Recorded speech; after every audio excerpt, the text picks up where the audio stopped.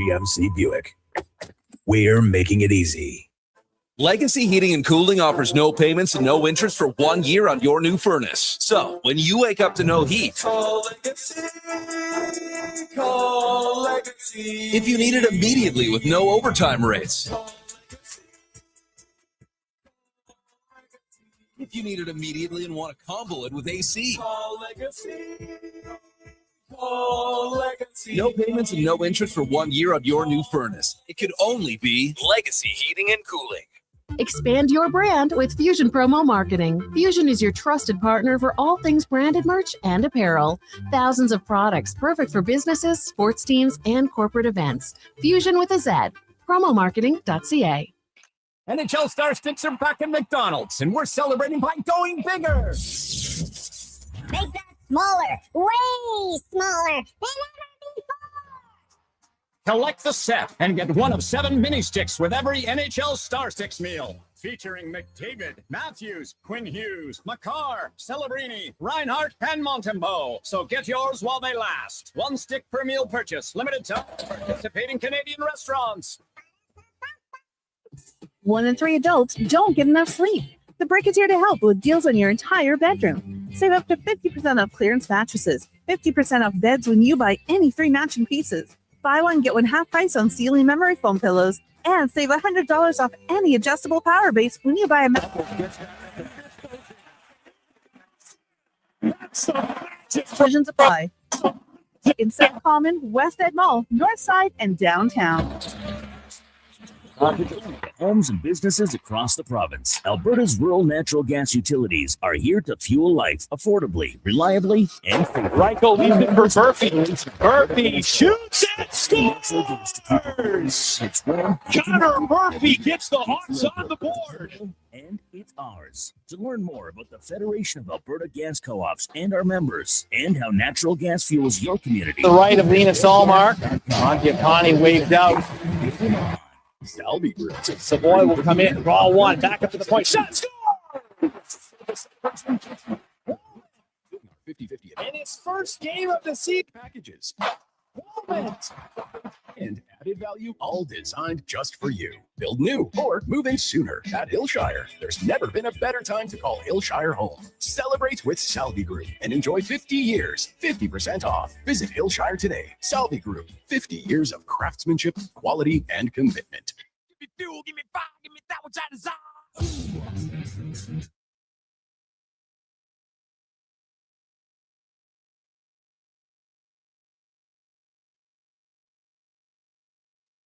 The Jason Gregor Show. Reichel leaves it for Murphy. Murphy shoots and scores! Connor Murphy gets the Hawks on the board.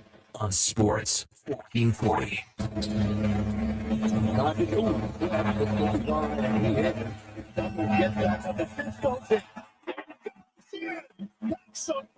Presented by PlayAlberta.ca, Alberta's only regulated online gambling website. The boy will come in, draw one, back up to the point. Shot, score! Roman!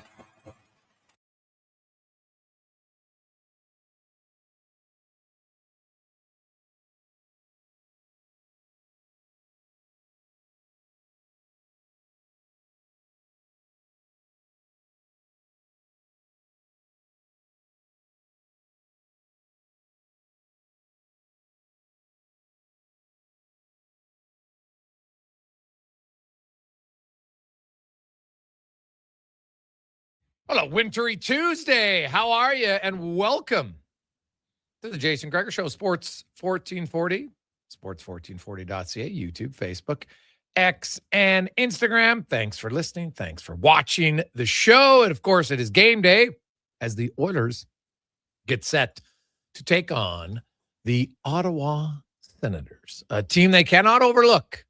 Senators don't give up very much. There's actually 6-3-1 in their last 10 games. They've allowed 24 goals in their last 10 games. The Oilers have allowed 46. So do the math. Not ideal. Not ideal at all. The Gregor Show is always brought to you by PlayAlberta.ca. You know what would be ideal? Winning Lotto Max tonight. $75 million. What I like to call the rookie Evan Bouchard. lottery. PlayAlberta.ca and 12 max million. So you can get your tickets today at PlayAlberta.ca. The Oilers, you will not see, Oiler fans, Connor Murphy not playing tonight. He'll arrive here into Edmonton in a few hours' time. So we'll start off the show. Dean Brown's going to join us, talk about the Senators, who are 5 points out of a playoff spot, but Boston's got 71 points. The Senators have 66, but there's 3 teams between them: Philly, Columbus, and Washington. Now, the Sens are probably better than the record shows. When you look at how they've played at 5-on-5, like their goaltending has been awful. If you combine in their 51 starts between Allmark and Levi Marilainen, they have a combined minus 34 goals saved above expected. Minus 34. The Senators give up the fewest shots 5-on-5. They get the second fewest high danger chances. They've been let down by goaltending. The one difference here is since Allmark returned in his last 4 games, because he was off for a month, took a leave of absence, and since he returned, played 4 games, he's only allowed 7 goals. He has a .918 save percentage, a 1.73 goals against average. You get goaltending like that, then you got a chance. But the Oilers are going to be hard-pressed tonight. Now, hey, they can score. As mentioned, they allowed 46 their last 10. They've scored 44. The Oilers can score. That's never been a problem. But they need to defend better. Ottawa is not an offensive juggernaut by any stretch, but they got some guys you got to be leery of. If the Oilers are going to gift wrap them opportunities, they'll make you pay. Stützle, Tkachuk, Batherson, Pinto, Shabbat on the back end, Sanderson, they got enough firepower. So the Oilers will need to be at least cognizant defensively tonight. Terry Ryan will be by. We got Dave McCarthy, Struddy, Speck, DVD, Cam Tate, and the 2-minute warning. We'll get to some stats of the days. Always some good ones for you to chew on a little bit. I know we got texts coming in already. People, why isn't Murphy playing? Well, I have to, Connor Murphy, I think he has dual citizenship. I think. But, or he might be just, it might be American. I have to double check that. I know he was born in Ohio. So if he's American, keep in mind, then you got to get a work visa. So that might be part of the reason why he couldn't play anyway. You got to remember that it's not just as simple as, guy gets traded. Now, if he was playing, if the orders were on the road and he was playing the USA, well, then you have that. But now because he comes and he's playing for a Canadian team in a Canadian market, now he needs a work visa. So there's always some delays on that. So that might be part of it. Flights, everything else. He's a family guy. So he'll arrive into Edmonton late this afternoon, and they expect him to get everything clarified, and he'll be ready to go Friday night against the Carolina Hurricanes. Will there be another member of a new member of the Oilers by then? We shall see. Trade deadline is less than 3 days away. It's on Friday at 1 p.m. Edmonton time, which we all know kind of siphons into 1:30 as long as teams get it in the trade queue before then. I know we've done this trade deadline show, and there's times where a trade officially comes in at around like 2 o'clock. So basically it's 3 days away. And the Oilers tomorrow, I'm going to guess, is probably a day off for the team. Murphy might skate, who knows, but he'll get into town, get set up probably in a hotel for the first few days, and then we'll see what he's going to do with family, etc. And away you go. So no Murphy, but the D pairs that they practiced with yesterday, I think we're going to see tonight. Wallman and Bouchard, Nurse and Emberson, Ekholm, and Stastny. Now, when Murphy comes in, and if everybody's healthy, Stastny's the guy coming out. They'll go 3 lefties and 3 righties. And we'll hear from Chris Knobloch, because Knobloch had a very interesting comment about didn't want to tip his hand on where he thinks Murphy's going to play. Said might depend a little bit on how things go tonight. And do I think eventually they get back to Ekholm and Bouchard? Probably. But why not try it? You have an Ekholm and Bouchard. So if they want to give a run for Wallman and Bouchard for a few games, they might. Then we'll see. Is it going to be Nurse and Murphy? Is it going to be Ekholm and Murphy? But I know you can also maybe send a little message like, you know what, Nurse, you got to play better. Nothing wrong with that. And they're not going to put him in the press box. They shouldn't put him in the press box. There's no reason to do that. That's just emotion talking, not rational thought process talking. Okay, he's a better player than Stastny. It's not even a debate. So, I'll be interested on that. As for the lines tonight, McDavid, Hyman, Nugent Hopkins practiced together yesterday. They didn't skate. It was an optional today, but I think they'll start. You had Kapanen, Podkolzin, and Draisaitl. Now, Szymanski didn't skate yesterday. He's going to play tonight. So him and Henrique are your two centers. And then that leaves Roslovic, Savoy, Frederic, Lazar. Now, you just could put Henrique with Frederic and Lazar. And you have Roslovic, Savoy, and Szymanski. Very possible. But I remember they had Podkolzin and Frederic. And I said, why not if you're going to keep Podkolzin and Frederic together, then put Szymanski with them, and they're kind of like a checking line. And I'll be curious if we don't see that at some point. I think Matt Savoy, his hot streak now, like, you got to keep him in the top 9, don't you? At least to start and kind of see where it goes. So the line combinations, we'll see. Connor Ingram is going to start his 3rd consecutive game. Now, this is the 2nd time this year that Ingram has started 3 games in a row. Tristan Jarry has yet to start 3 games in a row. And now this is the first time Ingram has started 3 in a row with Jarry healthy and in the lineup. To me, this is a clear message. Jarry's got to fine-tune some parts of his game. I watched practice yesterday, and I know it's only practice, but I was watching drill after drill, and Jarry was getting lit up in practice. I haven't seen a goalie give up that many goals in a while. Now, maybe he's working on something else, so it's just about position. Not worried about making the stops at this point. We'll see. But I think Pete Aubry, the goalie coach, you got some work here to get Jarry in a position where they can rely on him. But right now, Ingram, he'll have the ball. They only play one other game this week. Now, I guess you could keep Jarry out, but then it's coming up on almost 2 weeks since he played after a 3-week break. So probably not ideal, but the Oilers need wins. That's the other thing. The Oilers, before tonight's game starts, the Oilers are in 8th place in the Western Conference. They're holding down the 2nd wildcard spot. Now, they're only 4 points out of 1st in the Pacific, so it's tight. Vegas has 70, Anaheim 69. Seattle wins last night. They have 67. The Oilers have 66. And the Sharks and the Kings each have 62. Now, the Sharks have 3 games in hand on the Edmonton Oilers. So the Oilers aren't, comfortably in a playoff spot here right now. But they're not uncomfortably out of a playoff spot or even uncomfortably out of the race for home ice. So that's good. Vegas plays tonight, and Vegas right now is reeling themselves a little bit. No Mark Stone. They really struggle against top teams, and they're facing off against the Buffalo Sabres tonight. And I haven't seen anything come about it since Darren Dreger tweeted it, but there was talk that the Sabres in on Robert Thomas. So they got Tage Thompson. Ryan McLeod's having a great year, and Josh Morris, he's in and out of the lineup due to injury. But when he's in, he's damn good. Tage Thompson, maybe better on the wing, because the one thing the Sabres suck at is faceoffs. Their top 3 center guys, like 46% each, not good. Thomas is a 52% guy, so I could see why they're looking at him. Tage Thompson arguably might be a better winger. He can play both, and he's just not the best as a center guy. Like a big, strong guy like that, he's just not good on draws.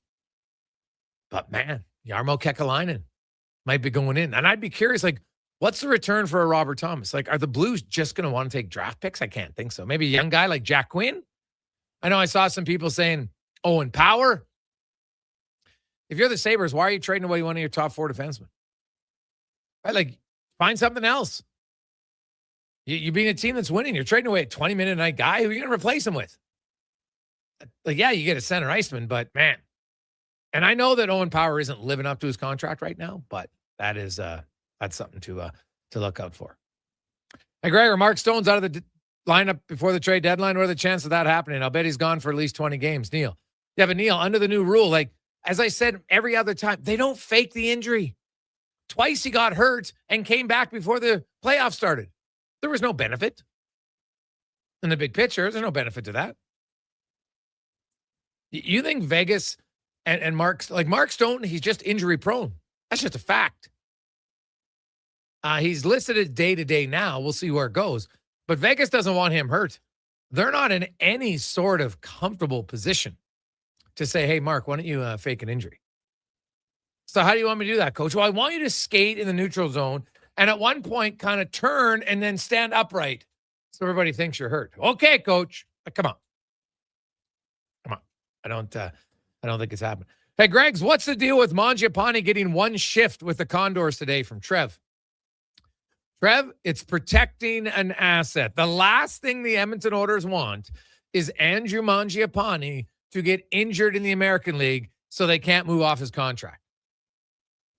So he has to play a game in the American League before he can be recalled. It doesn't say he has to take more than one shift. He just has to take a shift. And that's what they did today. So if you need any other sign that the Oilers are doing everything in their power to trade Andrew Mangiapane, you don't have to look any more than that. They're protecting the asset, protecting his health. It takes a shift. I'd like to know even how long it was. And I'm sure they explain it to him. So he's just sitting there, sitting on the bench, probably, cracking a few jokes, encouraging the guys. Like, you can't be mad. It's not the ideal situation. But I'm sure he understands it. He doesn't want to get hurt playing in the minors either. So that's why they would do it. Hey, Gregor, what about Tkachuk for Thomas? Ottawa has lots of centers. I don't see why Ottawa would make that trade. They don't lack in quality centers. You got Stützle, you got Dylan Cousins, you got Shane Pinto. Right? You get rid of Brady Tkachuk. Hey, you're getting rid of a big, strong power winger. Claude Giroux's older. Who do they got that's going to replace him? So no, I don't think that trade makes a ton of sense. I could see why St. Louis, I get the hometown kid, I get all that. But from Ottawa's perspective, if I'm trading Brady Tkachuk, I would want a winger in return for him, I think. Because otherwise, then they're going to be searching for lots of wingers. And probably a winger with a little bit of jam. So, there we go. 833-401-1440, 833-401-1440. Some other news. In the NFL, Cons, I want to ask your thoughts. Are you surprised that Seattle decided to not franchise Walker III, and now he potentially is a free agent? Now, I know that they still have time to make a deal, but you could have franchised him at $14 million. The franchise tag for running backs is half the price of a franchise tag for a receiver. It's wild to me. We've talked about the devaluation of the running back position for a long time now, and you're starting to see it. Obviously, it's the average of the top 5 players at that position. Running backs just aren't getting paid because, they do seem to have a shelf life, and Kenneth Walker's still young. He's got lots of good ball ahead of him. To me, it's hindsight. If they get a deal done and they're paying him, maybe it's annually $12-13 million kind of front end loaded, then what they're doing is fine. But if they risk him for nothing, that's a huge loss because you're going to have Zach Charbonnet coming back from injury.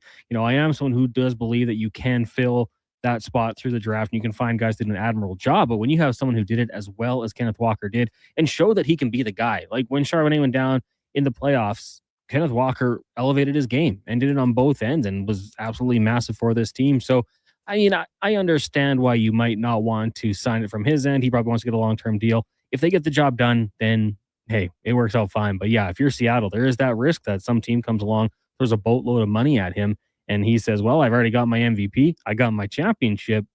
Maybe I go get paid elsewhere. And that is an option as well. Well, I think he'll get paid. Dude, he's young. He just won a Super Bowl. He's a dynamic player. Look what happened when they decided to let him be the main guy and not split duties with Charbonnet. Look at his numbers in the playoffs, where it matters most, man.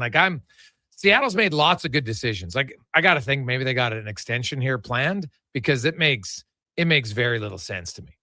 Very little sense to just let him walk. I don't get it. Schneider's an incredibly smart GM. We've seen him build 2 Super Bowl rosters, 2 different head coaches with 2 starting quarterbacks. Like, he knows what he's doing.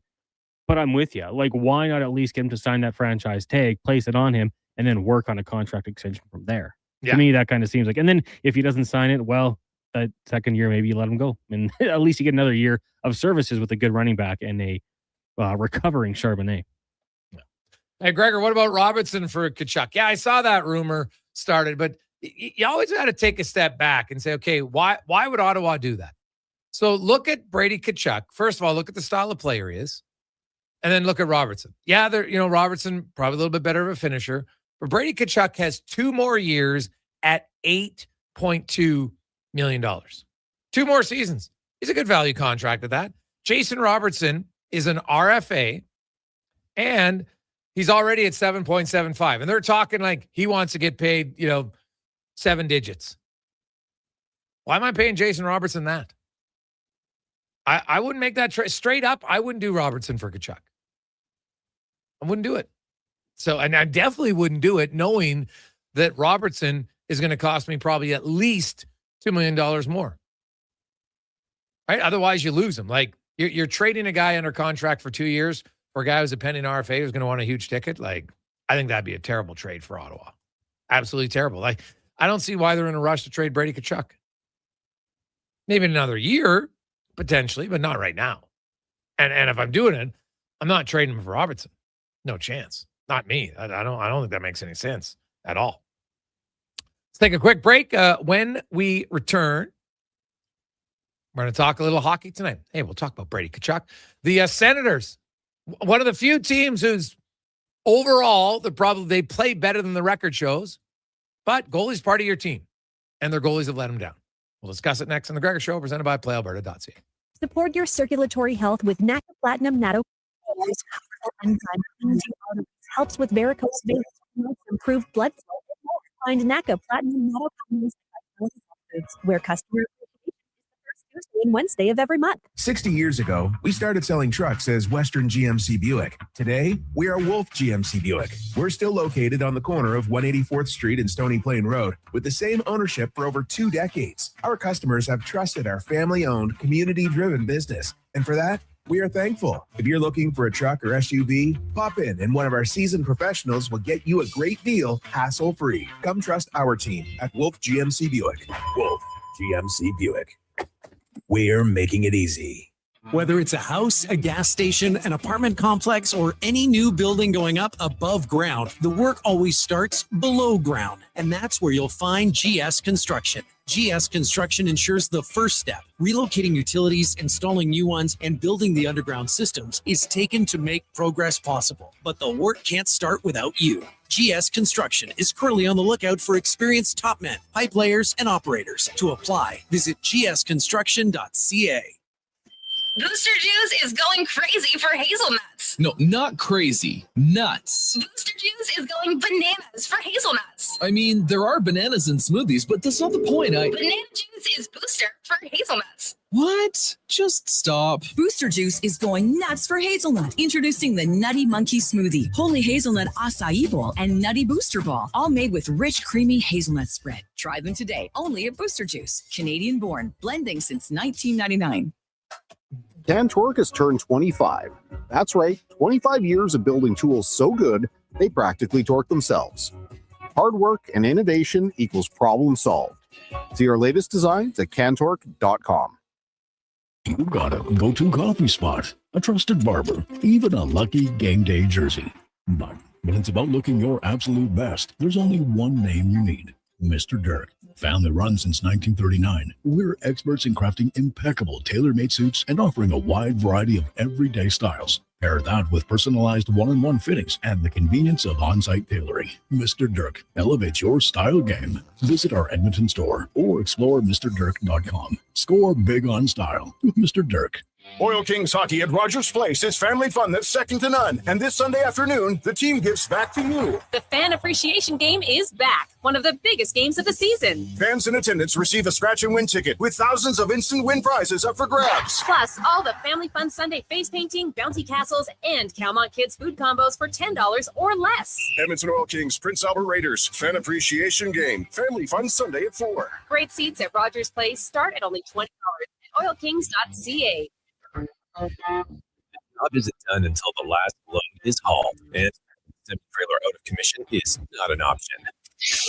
Whether replacing or adding away, trailer has a for you to this semi-trailer, trusted by the gravel, logging, oil field, and freight industries. Find a trailer right for you online or at one of their 3 locations. Sales, parts, rental, and finance. We're in it for the long haul. Edmonton Trailer. Winter snow and ice, there's nothing to fear when the Lawnmower Hospital's in your corner. Keep pathways clear of snow with the Echo PP770T backpack blower. Or go even bigger, use the PP9010T. Right now, buy select commercial walk behind PCS speakers to get the Echo PP9010T for free. Lawnmower Hospital has pet safe, plant safe ice melt too. It's Lawnmower Hospital at call. Lawnmower Hospital. Salvi Group is celebrating 50 years of building homes and communities, and we want to share the celebration with you. Remember, during our 50/50 event, you'll enjoy 50% off select packages. That's special savings, select upgrades, and added value, all designed just for you. Build new or move in sooner at Hillshire. There's never been a better time to call Hillshire home. Celebrate with Salvi Group and enjoy 50 years, 50% off. Visit Hillshire today. Salvi Group, 50 years of craftsmanship, quality, and commitment. Still hear your voice when you sleep next to me. I still feel your touch in my dream. Portions of this hour brought to you by On the Rocks. The Oilers' push to the playoffs is on, and OTR is ready to your hockey headquarters. 575 Molson Canadian, 69 cent wings. You play score and win every game. See more at ontherocks.com. The Jason Gregor Show, the best of Edmonton sports talk. This is Sports 1440. Presented by PlayAlberta.ca, Alberta's only regulated online gambling website.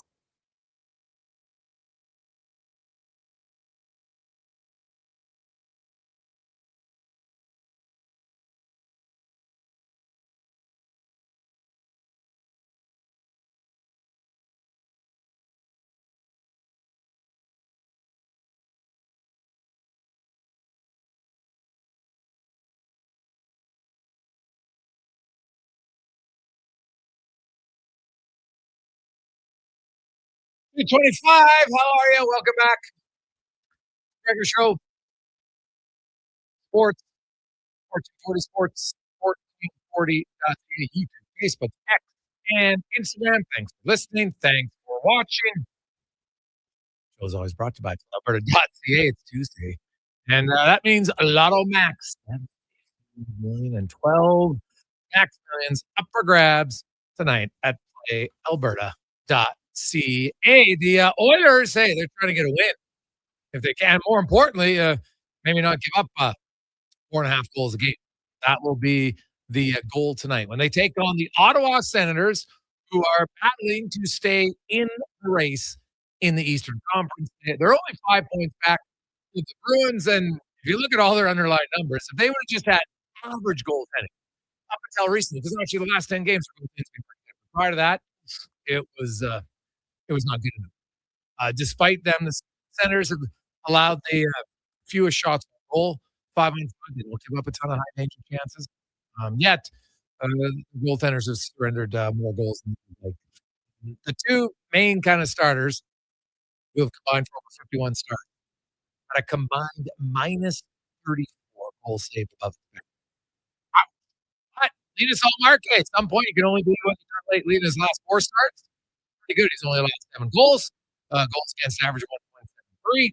And no surprise, the Sens are winning more games. So it helps. So, the Oilers will not have it easy tonight against the Senators team that's hungry and 6-3-1 in their last 10 games as we go around the NHL, brought to you by McDonald's NHL Star Sticks are back. Get one of 7 mini sticks with every Star Sticks meal and collect all of your favorite food.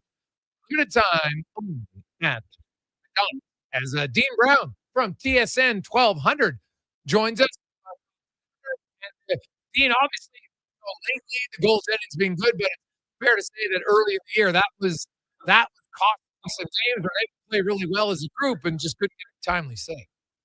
There's no question, Jason, that goaltending has been an issue here. It's been up and down, and when they got their big guy wasn't going well, and Marilainen went in. He struggled early in the season, in the preseason, and the start of the regular season, and they've had their struggles. This is a team last year. If you look at team, not just goaltender, but team save percentage, they were in the top 10 in the league, and now this year they're dead last and have been there almost the whole season. So yeah, it has been an issue. They've done a lot of things really well, but don't get the payoff because they just have not had consistent goaltending.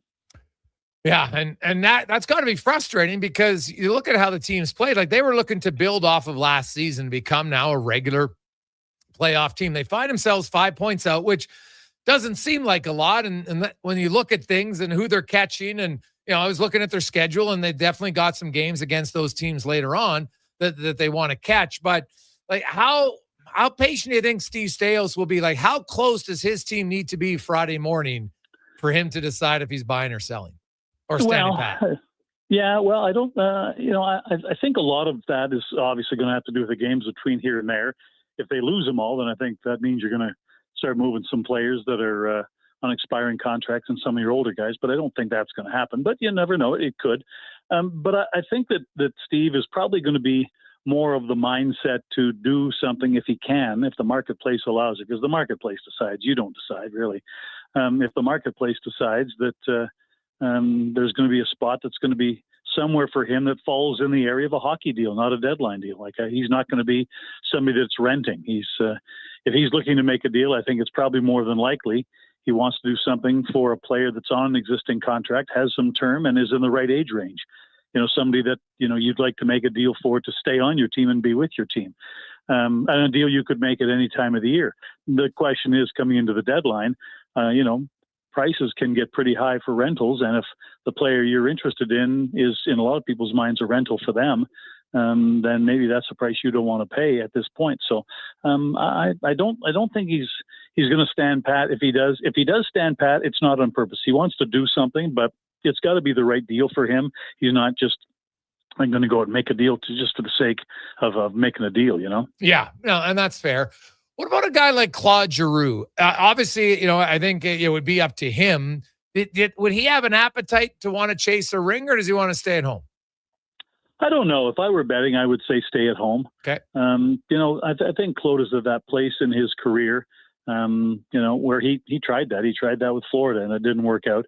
And he really covets family time. He really covets the time with his kids. And I just don't know. And to be honest with you, I just don't think he has the appetite to live away from his family for a couple of months on the off chance he could go to a team that has the off chance of maybe getting to play for the Stanley Cup. Maybe I'm wrong, but I'm not sure that's something he's, hankering to do if I was a betting man. I'm looking at the Sens tonight, and they come in. They've been playing pretty good hockey lately. Obviously, now they've started to get some goaltending. When you look at Ullmark, how do you simplify it? What's changed for him since coming back? Because after a month away, he's come back and he's put together 4 really good starts. Well, one of the things that really helps him, Jason, to be honest with you, is that something that's completely out of his control. Like, one of the things that he benefits from is the fact that this team has been first or second, and today I think, just give me a second here. Let me check. Tied for first. Tied for first in shot suppression. Nobody in the league prevents more shots than Ottawa does. They only average 24.4 against per game. Last little while, they've been giving up about 20 shots a game. So the great benefit for him is that he doesn't have to make many saves to have a chance at a win right now, number one. But number two, he's done a great job, I think, coming back from his emotional and psychological problems, and he's been able to focus and really get his angles and all those other small technical things back in the same wheelbarrow you want to push towards the playoffs. So I think all those things have conspired to really help his game. But again, not the least of which is the fact that this team just doesn't give up many shots, and they don't give up all that many chances, like real solid chances. Well, that always helps. But even when they weren't giving up chances, you know what? And I remember talking to Marty Brodeur, and Marty Brodeur said at times it was harder to be on a team that didn't give up a lot of shots. You know, you're kind of standing back there. You got to stay focused. And he was very good at it. And let's be honest, it's not like Ottawa was always a team that was, you know, not giving up a lot of shots. So he's probably used to getting a little bit more action, even if they're not necessarily great. Say you're still, hey, you know what? Here's a puck, and here's another one, and now I'm feeling it, rather than going long stretches without anything. Has he ever talked about that actually maybe being harder than it looks for him? I don't know if he's ever talked about it, but you know, Linus is a guy that is a very different kind of interview, in that there's going to be some philosophical view to everything, and I'm not entirely sure how he would look at that. Because you're right, there is that soft spot where you don't want to be completely on your own back there and never see a shot and never really get into the game. By the same token, you don't want the other end of the scale where you're getting pelted and your team has given up 15 grade A scoring chances a game. You know, you want to be somewhere in the middle of that. And I'm sure he probably is in that category, but I don't think he's ever been asked about that. And I got to be honest with you, with the way he answers questions, you might get a 10-minute answer to that one. Dean Brown joins us. Nick Jensen's another guy, pending UFA. And if the Sens don't have it go their way they want before the trade deadline, right shot defenseman, Dean, we all know teams are always looking for those type of guys. So to me, that would seem like an obvious one if they wanted to move him. Any idea if they might want to re-sign him rather than trade him? I would doubt that. You know, you never know, but I would doubt that because at his age, and he's coming off hip surgery that he had last year, and the kind of surgery that he had, and I'm not a doctor and I don't know, but the kind of surgery that he had on his hip last year, not just for hockey players, just for athletes, very few of them have that surgery while they're still playing. Wow. It's a surgery that the majority of people get after you've retired, and he has struggled at times this year, and you can tell that, you know, just the whole hip surgery and everything has followed him along. But the other thing with him is, you know, I'm not sure, you know, he's very committed to, you know, he's a pro's pro. He's very committed to his conditioning. He's very committed to compete level, and he's got all those things. And last year, he and Shabbat were a great pair. They really were. But, you know, family is a part of it too. And he's from Minnesota, and last year, his first year here, his family and his kids stayed in Minnesota, and he would visit. This year again, his family and his kids staying in Minnesota, and he's here. So I think if there was any way that he could get closer to where he lives in the off season, or, you know, Minnesota or something like that, I think that would be something right in his wheelhouse, because thus far he has never been in a position where he and his family wanted to make the decision, do they want to live here, at least during the hockey season. And so I'm not sure that he would want to re-sign here, and I'm not positive they would want to re-sign him here, simply because they do have you know, some younger right shot defensemen coming up that are going to be guys that challenge for NHL spots. And his career is, you know, slowing down because of his age and that hip.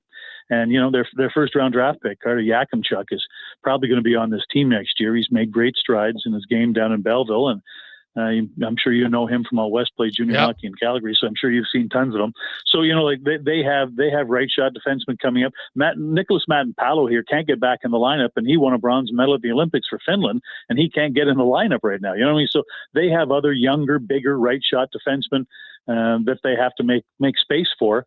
And again, I'm not sure that Nick wouldn't love to finish his career somewhere closer to, if not in his home in Minnesota. Lastly, you look overall at the Sens, and, you know, last year was a big step, and so far this year hasn't been where they want, and we've talked about it's more on goaltending maybe than anything else. Their top six is pretty set, but what about Fabian Zetterlund?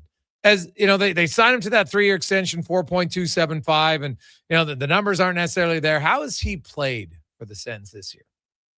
You know what, Jason, it's been really sporadic. There's been times where you go, okay, that's the guy we talked about. That's the guy that they were looking for. And then other times you're checking your game notes after the game to find out how many shifts he had, because you don't remember him.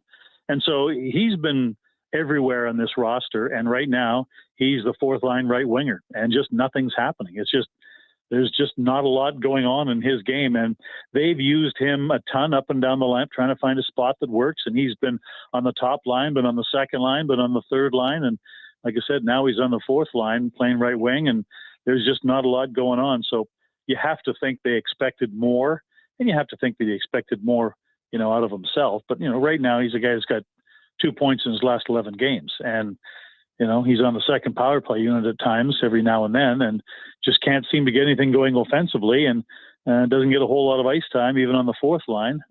So that, I don't think that has come anywhere close to becoming what he thought it would be or what they thought he would be. So, I think that's still going to be a little bit of a work in progress. And lastly, I assume that it's going to be Sanderson and Zub who get a lot of the McDavid matchup. Which of the forward lines has matched up against the other top team's line usually? It's Cousins' line. Is it Pinto, Stützle? Who normally gets those matchups? It's Pinto. Yeah. Pinto is the guy. Pinto and Amadio, and whoever's on the left side tonight, it'll be Nick Cousins.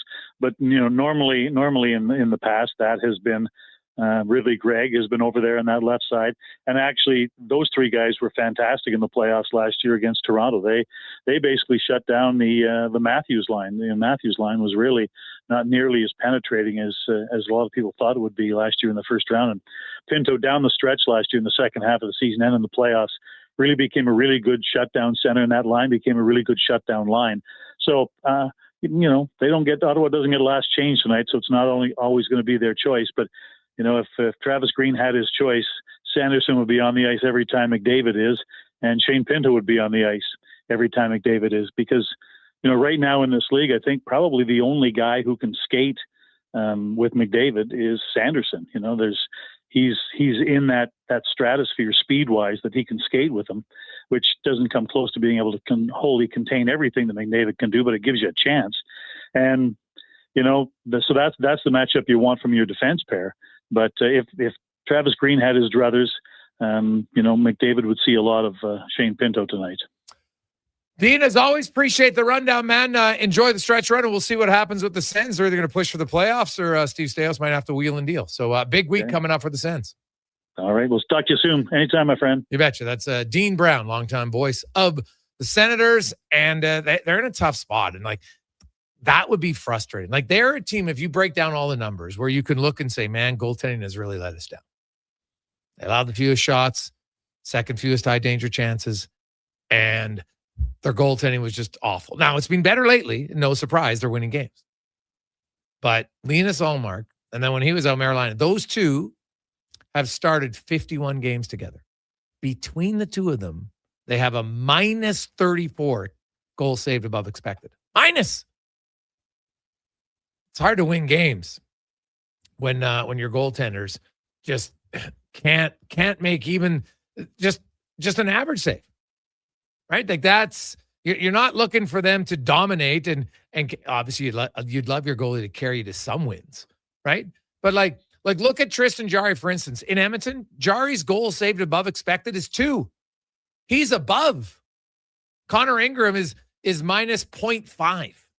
Those two in Ottawa are minus 34.5. Because we hear all the time, there's goaltending, it's terrible. Yeah.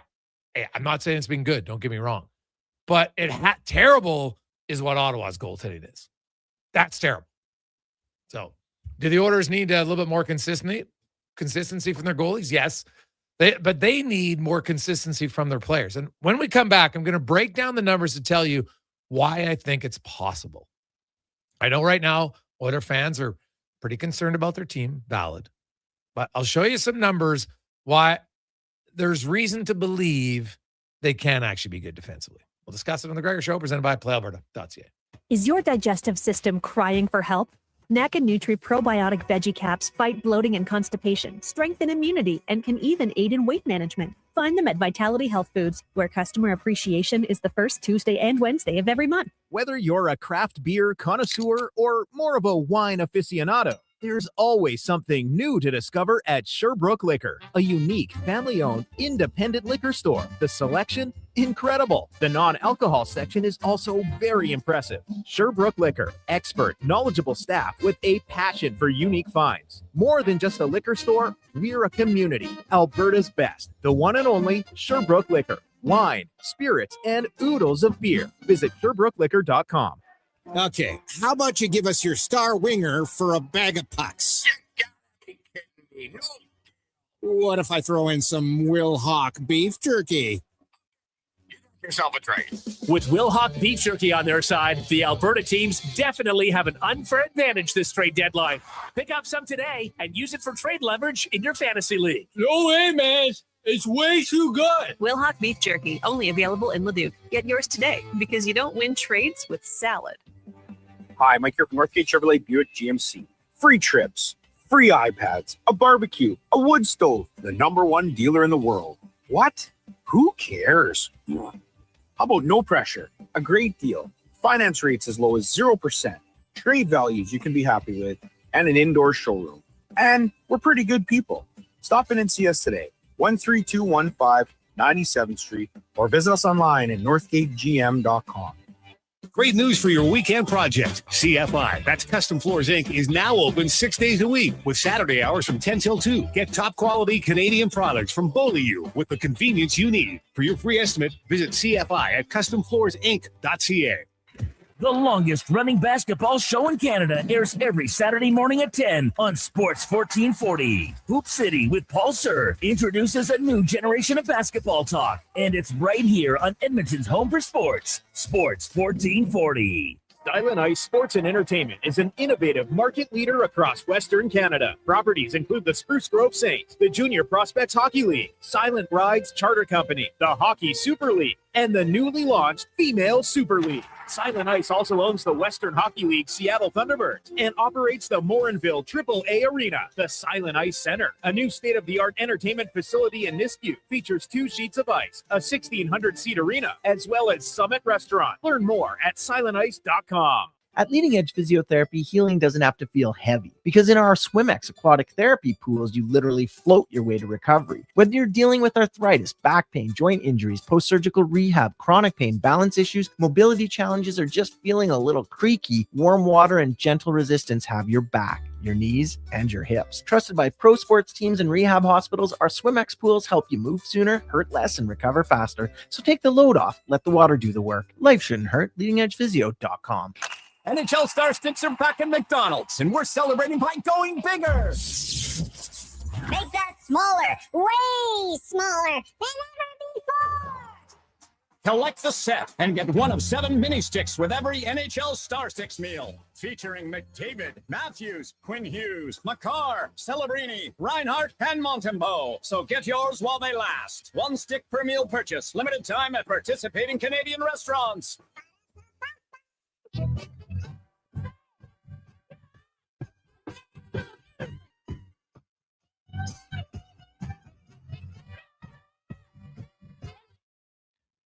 Portions of this hour brought to you by CanTorque, made in Canada, made for Canada, where extreme isn't theoretical. Find your solution at CanTorque.com. This is Sports 1440, where Edmonton talks sports. On YouTube, Facebook, and X. Here's Jason Gregor. Brought to you by PlayAlberta.ca.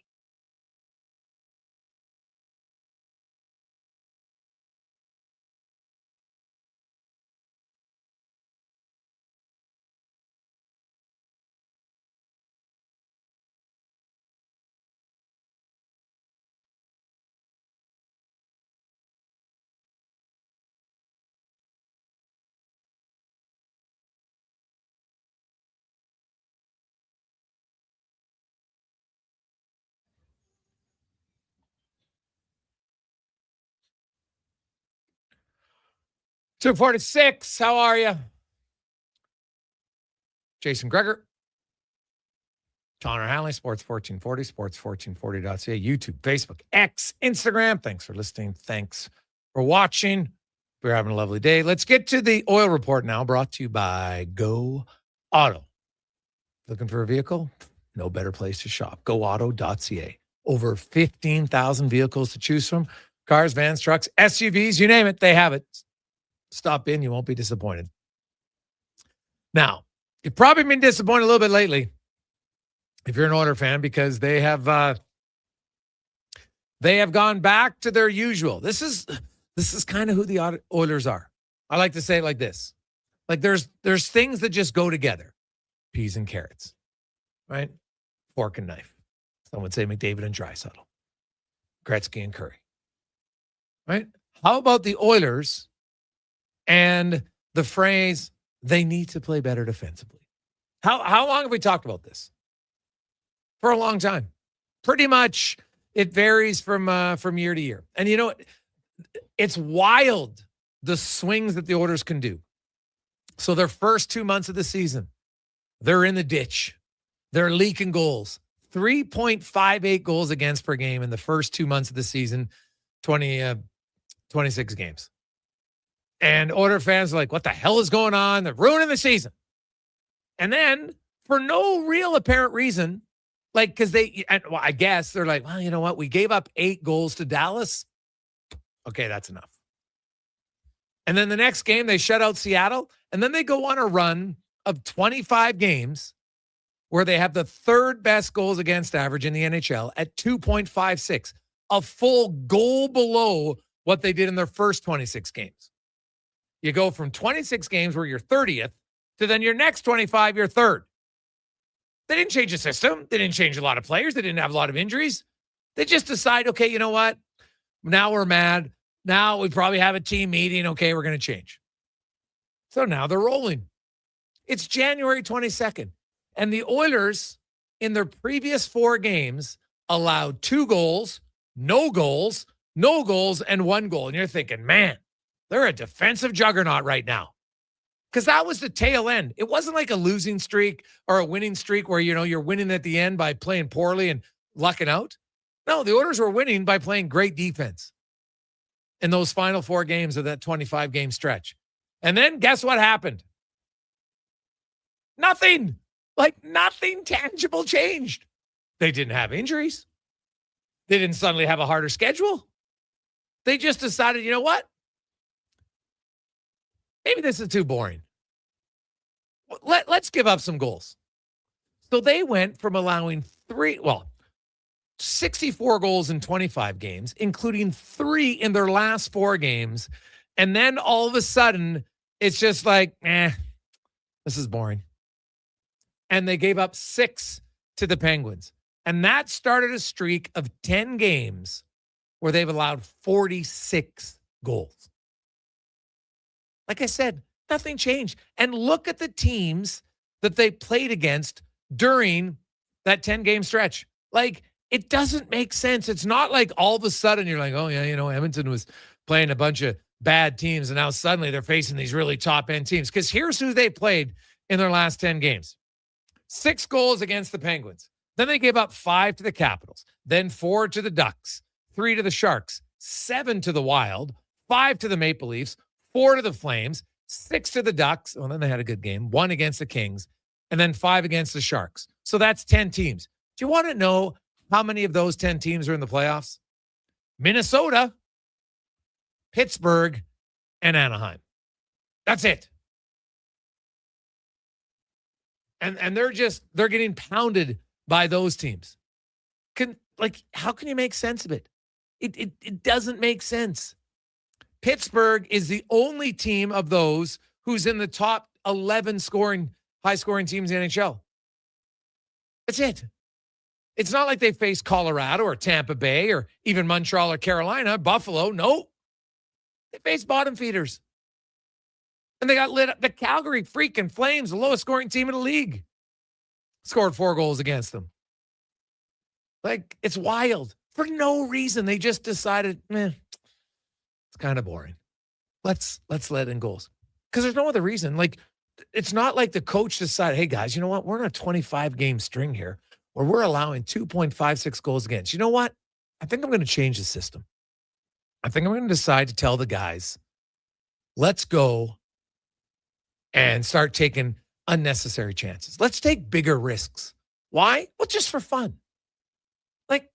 No. It makes no sense. They just go up and down. And the thing is, the Oilers, they've done this. This is kind of who they are as a team. Because do you remember when Knobloch took over? The Oilers were in disarray. They were off to a terrible start. Jay Woodcroft got fired. Knobloch comes in. And over this next 69 games, The Oilers finished with the most points in the NHL. They were second in goals, and they were fifth in goals against over a 69-game stretch. And then they took that into the playoffs, and the Oilers went all the way to the Cup final. You know how many goals against they allowed in the playoffs? Their average was 2.6 goals against per game. Do you know what the Stanley Cup winning Florida Panthers were? 2.58. Virtually identical. They lost in Game 7, lost 2-1. So you went 69 games and the playoffs. You'd think, okay, you know what? We kind of know what to do defensively. And then last year was a train wreck defensively. And then the playoffs were even in the playoffs, it was odd. It was the LA Kings. They gave up 24 goals in 6 games. Now 12 goals in the first 2 games where they gave up 26 high danger. I know everybody likes to blame Stuart Skinner like he was the only guy on the ice those games, and I beg to differ. They gave up 26 high danger. Then it was almost like a slap in the face. Stuart Skinner takes one for the team. He gets benched. Pickard comes in. He still gives up a lot of goals, but the Oilers score a lot of goals. And they cut down the high danger chances. Right? They still average 3 goals against per game in those 4 games against the Kings. Then they go to take on Vegas. They only allow 10 goals in 5 games. Skinner has 2 shutouts. Then they take on the Stars. They only allow 11 goals in 5 games. Skinner gets a shutout. So you went from allowing 24 goals in 6 games to allowing 21 goals in 10 games against better teams. So you're thinking, okay, now they're back on track. And then they gave up 28 goals in the Stanley Cup final in 6 games. Nobody can run hotter and colder defensively than the Edmonton Oilers in the course of a season and from season to season. It just name a team. 26 games, terrible. 25 games, ridiculously good. 10 games, beyond bad. That's what they are. So could the Oilers, is tonight the night they say, okay, enough's enough, and we're going to start trending back upwards? I don't know. Because it's impossible to predict, because there's no predictors that show you, oh, look, they're trending in the right direction. They've given up 3 and 3, and now, boom, they're going to lock it down. Like, understand it. You can't always just blame the goalie or the head coach. Doesn't make sense. This is deeply ingrained in the psyche of who they are as a group.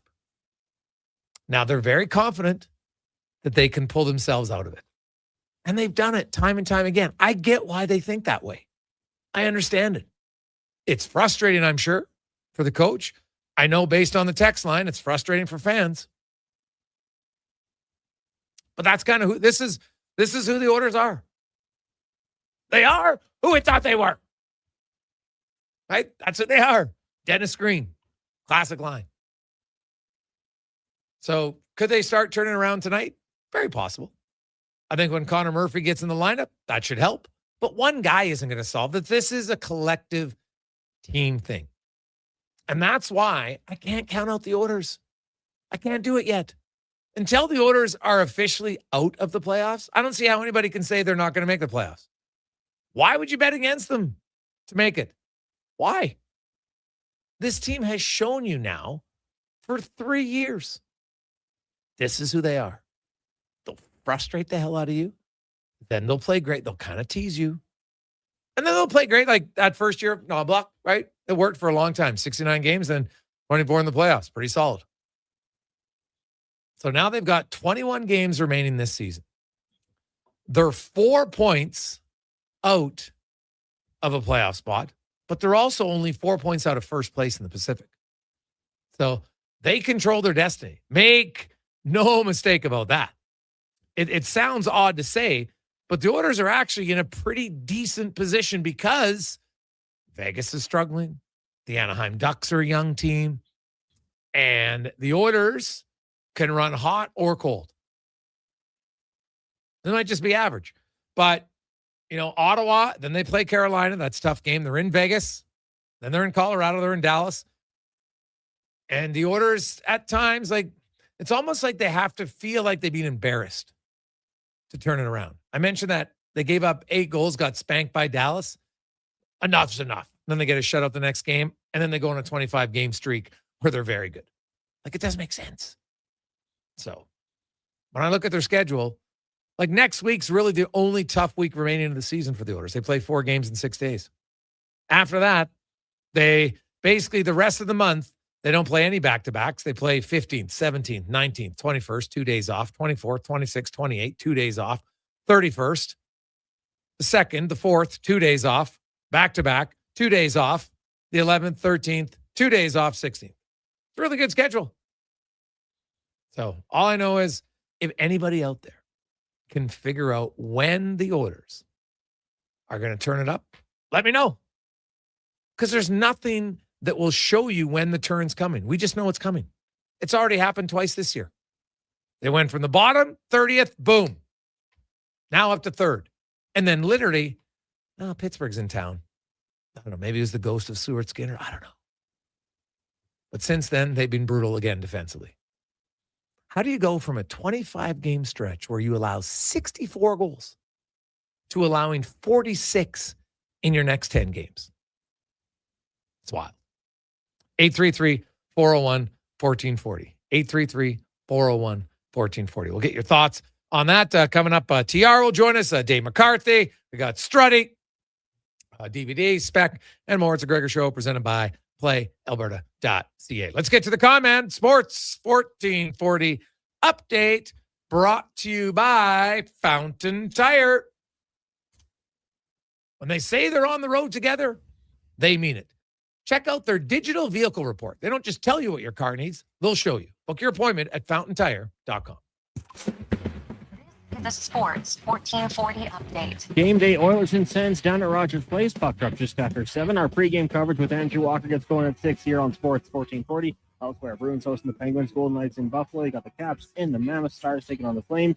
Wild host Lightning, Avs in Anaheim. The Sharks taking on the Montreal Canadiens. In the association tonight, Toronto Raptors hosting the Knicks, tip-off 5:30. Elsewhere, Hornets will host the Mavericks. Pistons take on the Cavs. Thunder in Chicago. Lakers up against the Pelicans. And the Kings take on the Suns. The Arizona Cardinals releasing former first overall pick Kyler Murray after 7 seasons in the desert. The Cards owe Murray $36.8 million guaranteed for 2026 and will owe him another $19.5 million in 2027 should he remain under contract by March 15th. And the Indianapolis Colts using the transition take on Daniel Jones. That means it's a 1-year tender that gives them the right to match any offer from other team worth $37.8 million. In the AHL today, Connors knocks off the Colorado Eagles 5-4 in a shootout. In the AJ tonight, Olds hosting Canmore, Whitecourt heads to Grand Prairie. And in the PWHL, Toronto hosting Montreal at 5. Draw 12 at the Briar gets going at 4 o'clock. The 4-0 Coulee rink from Alberta taking on the 4-0 rink. Gunstone rink from Manitoba. You also got the Northwest Territories up against New Brunswick. The Calvert Manitoba rink meets the Yukon, and BC taking on Saskatchewan. Coming up in hour 2 of the Jason Gregor Show, we'll be joined by our co-host, former NHLer and actor Terry Ryan. We'll also go around the NHL with Dave McCarthy from Sirius XM. I'm Connor Halley. This has been a Sports 1440 update. Sports 1440, a Stingray radio station broadcasting on Treaty 6 territory. Download the free iHeartRadio app and listen to CKJR wherever you go.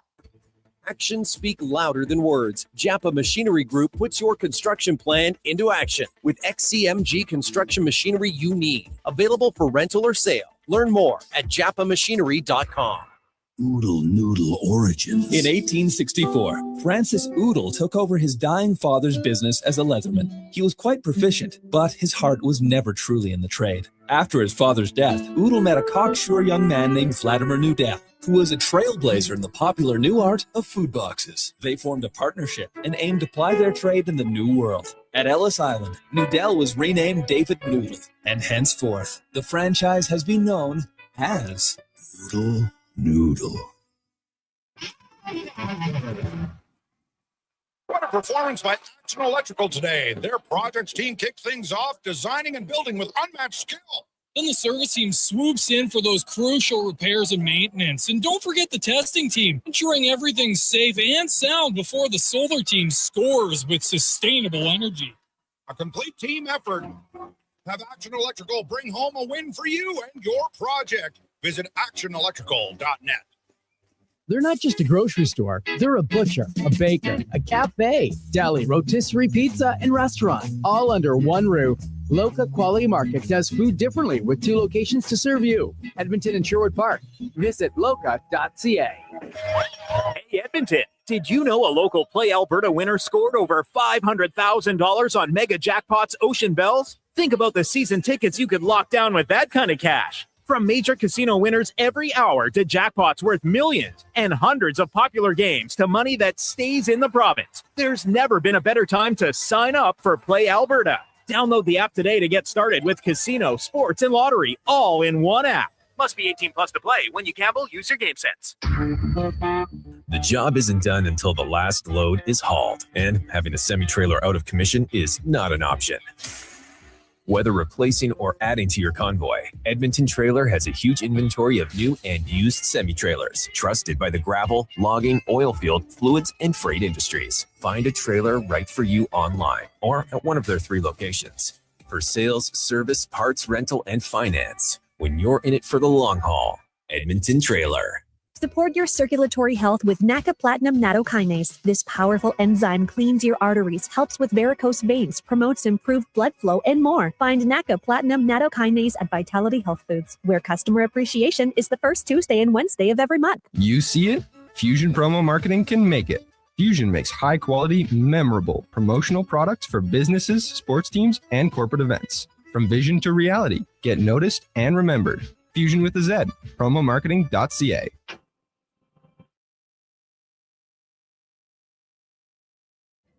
Portions of this hour brought to you by Culligan. For all your residential water needs, your local water treatment company. More than just big bottles. Culligan.com. The Jason Gregor Show, the best of Edmonton sports talk and beyond. This is Sports 1440. Presented by PlayAlberta.ca, Alberta's only regulated online gambling website.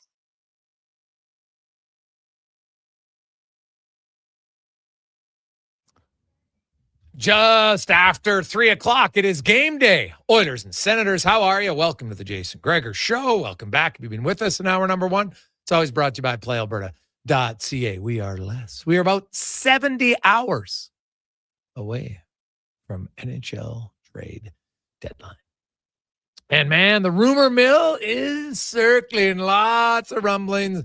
Robert Thomas, the Buffalo Sabres. I'm seeing people saying, when it's all said and done, the Oilers might be the busiest team. Right? You're seeing all those. Hey, we'll see what happens. There's lots of prognostications out there right now. And that's great. People love it. This is your National Enquirer week for an Oiler fan. Like, honestly, I could just tweet out a rumor right now and it'd be spread like wildfire. It would. The sad part is you can just put out something that it's got a little bit of semblance, not even any sort of credence to it, and people will share it and retweet it, and because you see it all the time. People are just, I'm hearing this and that, and you're like, you're hearing nothing, right? Come on, like that's it's quite comical. And hey, I get it. People get excited. We get texts. Hey, Gregor, I'm reading online that this guy, Oilers are going to trade this guy. Like, yeah, Mangiapane here for and it's always a trade that benefits the one team, right? So I get why you like it because it's going to benefit your team. But no one's taking Andrew Mangiapane.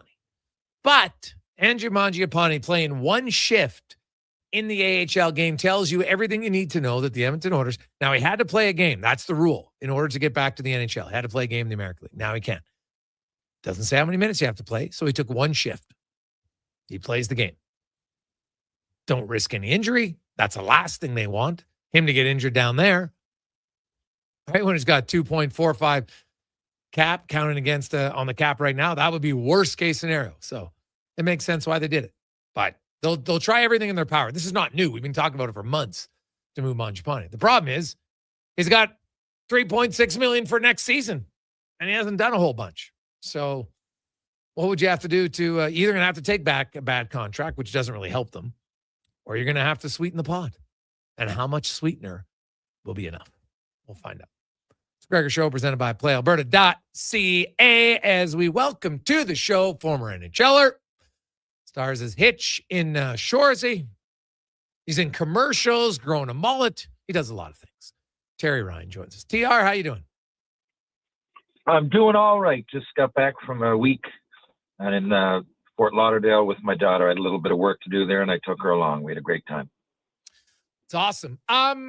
Trade deadline week, can be different for lots of different players, even guys in the minors, because you never know. There's maybe a little excitement. Hey, maybe I'll be part of a package and another organization might view me or give me more of an opportunity. It's there's a lot of nerves, excitement, jitters over the next 70 hours. Yeah, I mean, it's generally an exciting time for a fan and a player. Of course, if you're a player, it might come with a lot of curiosity, a lot of nerves, and I know not every situation is the same, especially in today's NHL with so many people with no move clauses. I didn't realize this till I've really been looking into it lately because I hear all the scuttlebutt. They're going to be trying to stay up on trades, and man, it's tough to move people when so many players have these no moves. I don't know if it's like that across every sport. I'd love to do an examination, but yes, I mean, for some players, I guess it can suck, but for the most part, if a team wants you, they generally have interest in you, and especially if you have genuine say in where you're going. That comes out to that. Of course, my experience is in the hockey world and not the other sports, but I am really genuinely surprised. I know we've known this for a while, but how many players have the no move? That being said, I think a lot of players will be moved, because why would you want to stay somewhere that doesn't want you? That's always it, right? But it's not about if they want you. It's about, is the team that's willing to trade for you a place you want to go, right? Yeah, exactly. I mean, it's not always. I mean, there's so many factors that go into this. People, they talk about the player to player, whatever kind of deal it will be, but it's got to be the city. If first of all, anybody having the no move has it there for a reason. Whatever, I think it's stupid for so many players to have it on so many different teams, but whatever, they do have it, and they have it for a reason. So the city has the match, not only for the player, for the family. That's not always weather. It could be any number of factors, like spouse's occupation, plans after hockey. Where do I think I can go and settle? A lot of fans assume that players don't want to go somewhere to rebuild, but it depends what's happened in your career. Maybe you've already won. Maybe you're young enough that you think a rebuild would work and you want to be on the top end of it in a few years when you're at your peak. There's all kinds of reasons to want to be traded, and not the least of which is winning, of course. But all we really consider is winning in the public when we look into this. But when you look under a microscope, there's all kinds of other reasons. Maybe you don't like the coach, right? Now, usually, of course, if you're pursuing something and being proactive, well, the team and the player are probably looking to win. But I mean, there's all kinds of scenarios. This particular week, people's lives will change. There will be, many life experiences that will change because of this particular week and what happens. So it's nothing to take lightly, even if you're on a team that isn't generally going for it this season. There's still other reasons to go for it. And some teams like Toronto really have to make a decision on what they're going to do with some contracts. And, other teams like the Oilers, I'm assuming, are going to go all in to try to make another Stanley Cup run. But, in many cases, it's not as easy as it appears on paper. Never is. There are some interesting names available to see, what's the price going to be. I don't know, now, and maybe it all changes at the last minute, but I wonder if the asks are a little bit too high and players are going to end up getting traded for less than what people think, right? And like even Connor Murphy, like some people are like, hey, he only gave up a second rounder 3 years later and retained 50%. That's a pretty good deal. Right now, Chicago does get a pick, and Chicago probably didn't mind the 2028 pick because they've got 3 second rounders this year and they got 2 next year. Like, you don't want all your draft picks in 1 year. Maybe it's a weaker year, but the other truth is, TR, you're just not going to be able to sign all of them. You can't break all the same guys in. If you got a first rounder and 4 seconds, they're not all breaking in at the same time. You know what I mean? No, and a deal often can work for both. I thought that one worked for both teams, especially with Chicago, and I think their trajectory, or when they'll peak or they want to start making a run for the Cup. And I think it kind of goes hand in hand. They want to be younger than older, and I get all of that. And at some point, Connor Bedard, blink and he'll be in that prime of his career where McDavid has been for the last few years. So teams, ideally it works for both squads. Doesn't always seem that way, but money comes into it, contracts and everything. For what it's worth, I like the Connor Murphy deal. I always thought he was underrated because people emphasize goals and offense so much and assists and points and all of that. But if you look at the underlying numbers, I'm sure you have. I've been in Florida. I haven't paid attention too much. I did go to see the Panthers play the Leafs, and the Leafs were probably the worst I've ever seen an NHL team play when it came to effort. Yeah. I've been to a lot of games. I don't remember seeing one that the team that I was watching gave a more minuscule effort than the Leafs in that particular game. But getting back to it, I don't know what the reaction has been, but for me, he would have been one of the guys that I pointed out. I think obviously the position and the right shot really helped. But he's a great penalty killer. And that's really needed, especially this time of year, especially if you're the Oilers. He's tough. He's hard to play against. Those things don't always they don't always seem obvious analytically when you look at a score sheet, but I think he brings way more positive than negative. Oh, buddy, he's exactly what the Oilers need. They need more guys who take pride and are comfortable on the defensive side of the game first, right? And the fact, like, if there's areas of the Oilers that I think their weakness, they're not a tough team in front of their net at all. I think he'll help there. Obviously, their penalty kill is what their penalty kill is. Like, one guy can't magically solve it, but he should be able to help it. There's no question. And just, Connor Murphy is one of the genuine, really top end people in the game when you talk to people in Chicago and what he does off the ice and just being a good human. And I think having more of those guys is never a bad thing. It maybe puts things into perspective at times for others where oh my God, it's like, just go do some charitable stuff. You'll be fine, right? Your life isn't that hard. And I think, but most importantly, the Oilers can use a guy like him who is defense first. They got a lot of puck movers. They got a lot of skaters. They got puck transporters. They need a puck defender, and that's what he is. Yeah, man, he checks all the categories that you did. And like you said, he's a good guy. In other words, he's been there under the radar for so long, and he stays with teams because he's great in the room. People really like him. Those kind of guys that play D first. If you want a relative story, I played with a guy in Montreal, Stefan Quintal, and he never really got a lot of credit because we had like Vladimir Malakoff, who was more flashy. Breezeball was from there and had more points and had just won a Stanley Cup. Zarly Zalapsky, right? He'd had a storied career. But we had this guy, Stefan Quintal, he played a lot of games. People know who I'm talking about if they're big hockey fans. But he was just really good defensively and impossible to get around in the corner. The more you ran out of space, the more advantage he had.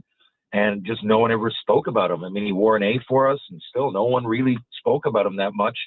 Guys like Rivet did more fighting, but Q was like, and he wasn't a bad fighter either. It's just that he was solid at everything. In the room, it was right after the Stars, it was his room, and no one really spoke about it, and I thought that was a great thing. And, of course, he had a long career because of it. Same sort, right-hand shot defenseman, really similar characteristics. And for that reason, not that reason alone, I haven't met – well, I did actually. I met him once, but I don't know him that well. But Connor Murphy, to me, checks all of the boxes on and off the ice. I mean, he's exactly what the Oilers were looking for. So, knock on wood that they can keep the ship afloat and there's injuries don't enter the picture. But I thought it was a fantastic pickup. Terry Ryan joins us. The name out there today, TR, is Robert Thomas, maybe going to Buffalo. And, you look at the Sabres. The Sabres are the best team in the NHL since December 1st. And they're number one in points. They're top 5 in goals against. They're top 5 in offense. Like, they're not just lucking it out here by the goalie standing on his head or anything like that. Like, they're playing really good hockey. And we've heard about the St. Louis Blues and, what they want to do. The Blues are in transition in management. Armstrong is moving on. Alex Steen is going to take over as the GM. We know this. They've already announced it. He'll be the next GM. And, there's already talk about Armstrong's going to leave and he's going to go to Toronto, and, we'll see about that. But I'm really kind of curious to see the Blues, because like Robert Thomas he led the NHL in scoring after 4 Nations last year, 40 points in 26 games. And everyone's like, wow, breakout time for Robert Thomas. And as I always try to tell everybody, projections on points per game is great, but it's only a projection, right? I'll take the guys who do it, not what we think they're going to do. That being said, Thomas is like, he's got some skill. And if you could move Tage Thompson to the wing, which some would argue he's better at, I just wonder, like, because I saw some people say, it would be for Owen Power. And I'm like, how can the Bruins trade a top 4 defenseman who plays 20 minutes for a center right now? Like that, I don't think that'd be a good move. Do you? No. I was surprised, to be honest, I was surprised. I know they're rebuilding, but Robert Thomas is like 26, isn't he? He's got 4 years on that contract. I don't know. Like, if it's me, you'd rebuild around him, wouldn't you? I'm really surprised, but I guess you can get some. I mean, what could you get back? I'm assuming they're asking for the moon. Yeah, I was surprised. If you're Buffalo, you have a lot of pieces. I mean, Owen Power's out there, but you do have a lot of pieces that you could put together in a package. I hadn't heard Buffalo, but it doesn't surprise me, because at this point, at some point, it has to work out, whether some picks don't work or, I mean, the Oilers, Yakupov era, but eventually, you land your stars. And I'm not just talking about McDavid. Didn't Nugent Hopkins go 3rd overall? I mean, he's a big reason that the team is where they are. Nurse, I know people are down on him, but you build around something, and eventually it catches fire. And I think that's what's happened in Buffalo. By the way, Ken, it's funny because Kevin Adams has put together most of this, and it's almost simultaneously he goes out the door, and I'm sure it was just a timing thing. I mean, he's not really hands-on much during the season, but all the moves he made are coming to fruition, which is good to see. Unfortunate for him, but whoever gets Robert Thomas, yeah, they're going to have to give up a lot, but I mean, that's a game-changing move. We haven't seen something like that in a while. I mean, thinking Matthew Tkachuk, the kind of difference he made when he went from Calgary to Florida, even though they had that team already there, right? And it was one out, it was Huberdeau out, it was Tkachuk in. Of course, there were other parts to that. And I think Uyghur might have gone. I mean, some big parts, but still, that seemed to transform an organization. And I wonder if Thomas is not young enough and good enough that he doesn't quite do the same thing. I mean, if it goes to Buffalo, of course, they got capable hands, young stars. They've got 50-goal scorers. They've got great players. But, he can really change the face of a franchise. And if it's Buffalo you're talking, I mean, they're already lights out for the last part of this half of the season. So they would be dangerous, and it's a bit of an oxymoron, but they would become a cup contender overnight, I would think. Yeah, it's going to be not already. Yeah, going to be fascinating to watch here the next 3 days. Well, really, it's only 70 hours now to get to the trade deadline. It's down. It's fun. It's we'll see some of the names. We'll talk about some more of them next with Dave A. McCarthy. It's the Gregor Show alongside Terry Ryan, as always presented by our title sponsor, PlayAlberta.ca. Bringing every project to life requires the right team. By joining the Japa Machinery Group service or sales teams, you can be part of setting a new industry standard. Celebrating a legacy of excellence with Japa. Learn more at japamachinery.com. Booster Juice is going crazy for hazelnuts. No, not crazy. Nuts. Booster Juice is going bananas for hazelnuts. I mean, there are bananas in smoothies, but that's not the point. Banana juice is booster for hazelnuts. What? Just stop. Booster Juice is going nuts for hazelnut. Introducing the Nutty Monkey Smoothie, Holy Hazelnut Acai Bowl, and Nutty Booster Ball, all made with rich, creamy hazelnut spread. Try them today, only at Booster Juice. Canadian born, blending since 1999. Remember 2025? That's so last year. But seriously, St. Albert Dodge needs to clear some 2025 models off the lot to make room for new inventory. So they're having a huge clear out of all the remaining new 2025 Jeep Wrangler Saharas. The Sahara package is the best seller, so they have a great selection to choose from and priced from as low as $59,900. I don't have to tell you, these are going to go fast. So get there before they are gone. Just head up the trail and see how easy it is to do business at St. Albert Dodge. You got a go-to coffee spot, a trusted barber, even a lucky game day jersey. But when it's about looking your absolute best, there's only one name you need: Mr. Dirk. Family run since 1939, we're experts in crafting impeccable tailor-made suits and offering a wide variety of everyday styles. Pair that with personalized one-on-one fittings and the convenience of on-site tailoring. Mr. Dirk elevates your style game. Visit our Edmonton store or explore MrDirk.com. Score big on style with Mr. Dirk. Is your digestive system crying for help? NAC and Nutri probiotic veggie caps fight bloating and constipation, strengthen immunity, and can even aid in weight management. Find them at Vitality Health Foods, where customer appreciation is the first Tuesday and Wednesday of every month. A huge thank you for making Sports 1440 the most listened to sports radio station in Edmonton. From Gregor to Carius to Low Tide, we've got in-depth analysis on all your favorite sports. We are Sports 1440. At GS Construction, every winter plan becomes a spring project. Every repaired line and every improved system is how we build the next chapter of Edmonton's infrastructure. And we can't do that without the best and the brightest in the field. That's why right now, GS Construction is looking to hire experienced top men, pipe layers, and operators who can step in and hit the ground running. With a people-first mentality, career growth, and comprehensive benefits, why would you want to work anywhere else? To apply, visit gsconstruction.ca. Saturday at Rogers Place. Celebrate orange plastic tracks and the toy most likely to go through your washing machine. Don't miss the first ever Edmonton Oil Kings Hot Wheels game. Be there as your Oil Kings crash and bash up the Medicine Hat Tigers. There will be Hot Wheel car giveaways for the kids and more adrenaline-fueled fun. And Calmont Kids food combos are $10 or less. The value is monster truck sized. The Edmonton Oil Kings Hot Wheels game versus Medicine Hat, 7 p.m. Saturday. Great seats at Rogers Place start at only $20 at oilkings.ca. From the locker room to your radio, Sports 1440 is Edmonton's sports leader. Real talk, big personalities, and your texts. It's interactive. It's fun. It's where Edmonton talks sports. Sports 1440. Portions of this hour brought to you by Leading Edge Physio. We treat pain and injuries head to toe and some other issues that might surprise you, like incontinence, vertigo, neuropathy, and cognitive issues. We invest in the technology, technique, skills, and people that know how and what to fix. Life shouldn't hurt. LeadingEdgePhysio.com. The Jason Gregor Show, the best of Edmonton sports talk and beyond. This is Sports 1440. Presented by PlayAlberta.ca, Alberta's only regulated online gambling website.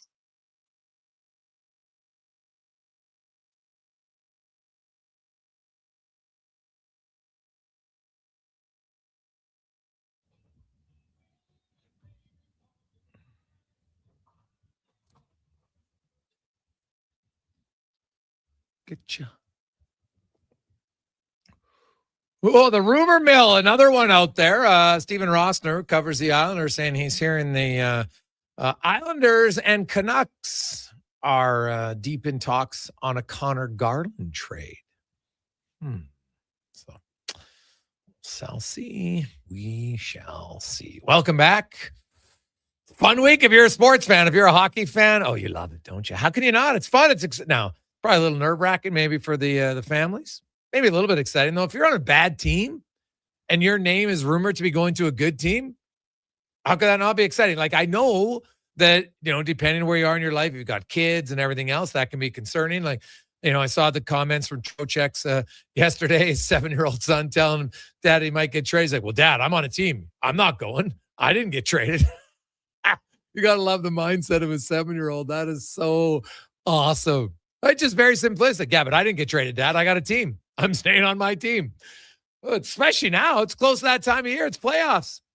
Even at U9, buddy, it's playoff time. You're ready to roll. You're not leaving. Sorry, Dad. Good luck. I got to finish playoffs for my team. That's outstanding. So, speaking of trades, Connor Murphy will not play tonight for the Edmonton Oilers. He's going to arrive in town within the hour, but is not expected to dress tonight. So he'll get in the skate later this week and then play his first game against Carolina. I'm not even sure if he would have his visa work in time because Connor Murphy is American. He's playing in the United States, and then you got to go to Canada. There's always that. Like we've seen players sometimes it takes. Well, remember when Kulak and Skinner got traded to Pittsburgh? They couldn't play right away because they were Canadians who went to the U.S. Now you got to get a work visa. Doesn't happen right away. Whereas Jari, because he's Canadian, you come back to a Canadian team. Well, you don't need a work visa. So there's all those little small things that sometimes play out in trades. Jason Gregor alongside Terry Ryan, as it's time to go in the room, brought to you by Action Electrical. Their service division. They offer 24/7 emergency electrical service with certified uniformed technicians, providing maintenance contracts, keep facilities running safely and efficiently. That's one of their 4 divisions at actionelectrical.net. As Dave McCarthy from Sirius XM joins us. Dave, let's start with the Connor Murphy trade and your thoughts. Well, I like it. The only thing that Connor Murphy does not possess is not even an abundance, but any playoff experience outside of the bubble year, that 1 year. He's never played in the playoffs. Been in the league a long time, he's never played in the playoffs. That doesn't necessarily mean that he won't be able to do it when he gets there. And I think in terms of what Edmonton was looking for, he fits the bill. Right shooting defenseman. He's big. He can kill penalties. He's physical. And hopefully a steadying presence within the Oilers' top 4. I think that was priority number 1 for Edmonton, and I like what they were able to do in going out and getting him and not having to pay a price that was overly significant. So now if you're Stan Bowman, you can look at other areas on your team leading up to Friday, having already gotten what I thought was their biggest glaring hole filled in advance. So pretty good work from that standpoint. I'm still not convinced about goaltending. I wonder, would they look at trying to upgrade again? Word is today that Jordan Binnington could be on the move from St. Louis.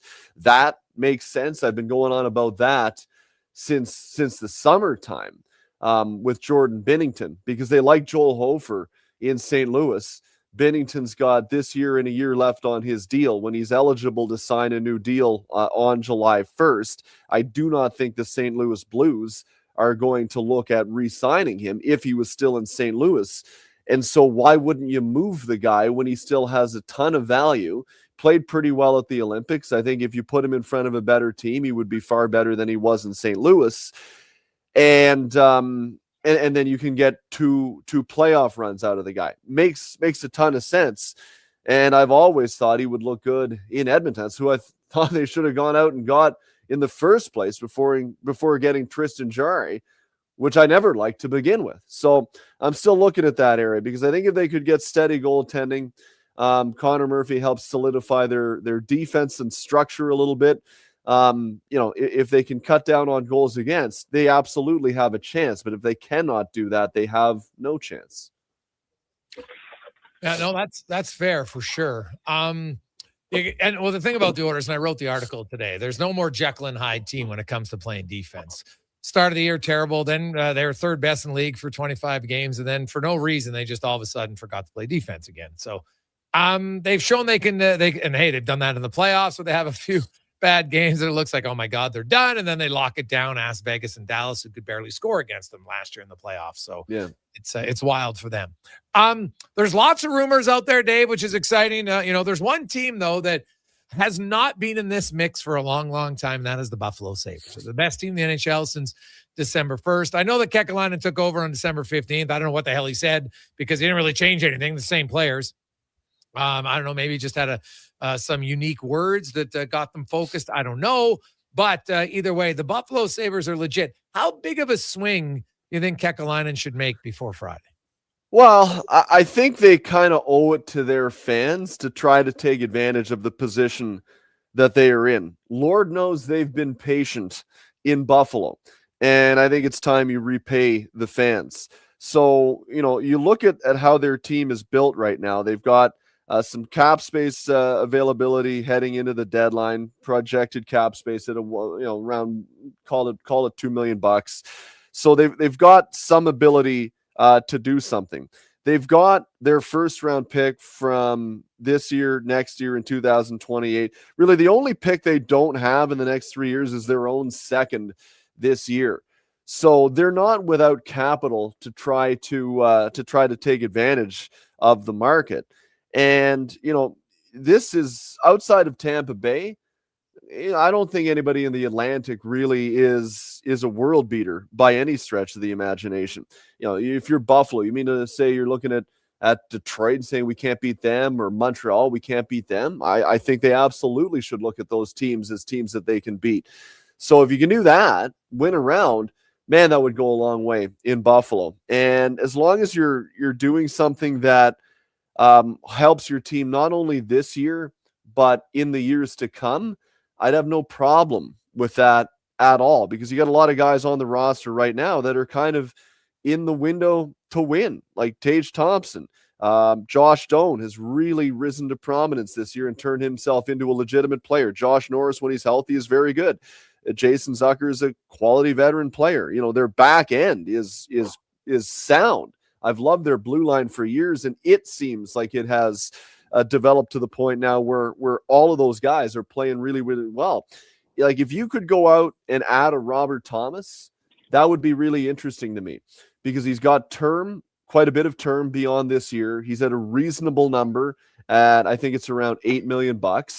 And there's familiarity between Jarmo Kekalainen and Robert Thomas. Jarmo was on the St. Louis staff when they drafted him all those years ago. So he's not shooting in the dark here. He knows Robert Thomas, and he looked into him pretty heavily when they were looking at drafting him. So, man, if you could add him to a top line, and maybe bump Peyton Krebs down the lineup a little bit, you kind of fill two holes. You lengthen your lineup down the lineup, and then you add a guy who's a legitimate top six player to help add an injection of offense. Not that they can't score already, but you can never use too many goals, in today's game.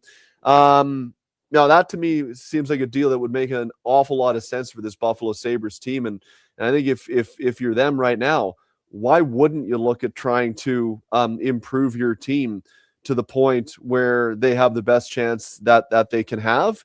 You owe it to the fans. You owe it to the guys on this team who have put in like 3 legitimate months of top 5 level play in the league. It makes a lot of sense for Buffalo to try and improve right now, I think. Dave, have the Toronto Maple Leafs quit playing for Craig Berube, or are they just this bad?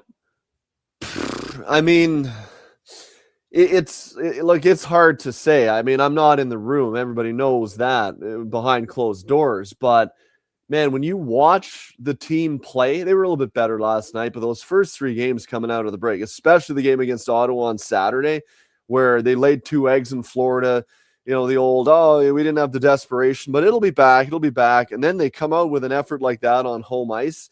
They had the game's first 2 shots that night, Terry, and then they gave up 19 straight over the span of about 18 and a half minutes. Like, that's hard to do. And then by that point, Ottawa had taken complete control of the game. How do you look at that and say everyone is trying as hard as they can? Like, I really don't know how you can say that they are.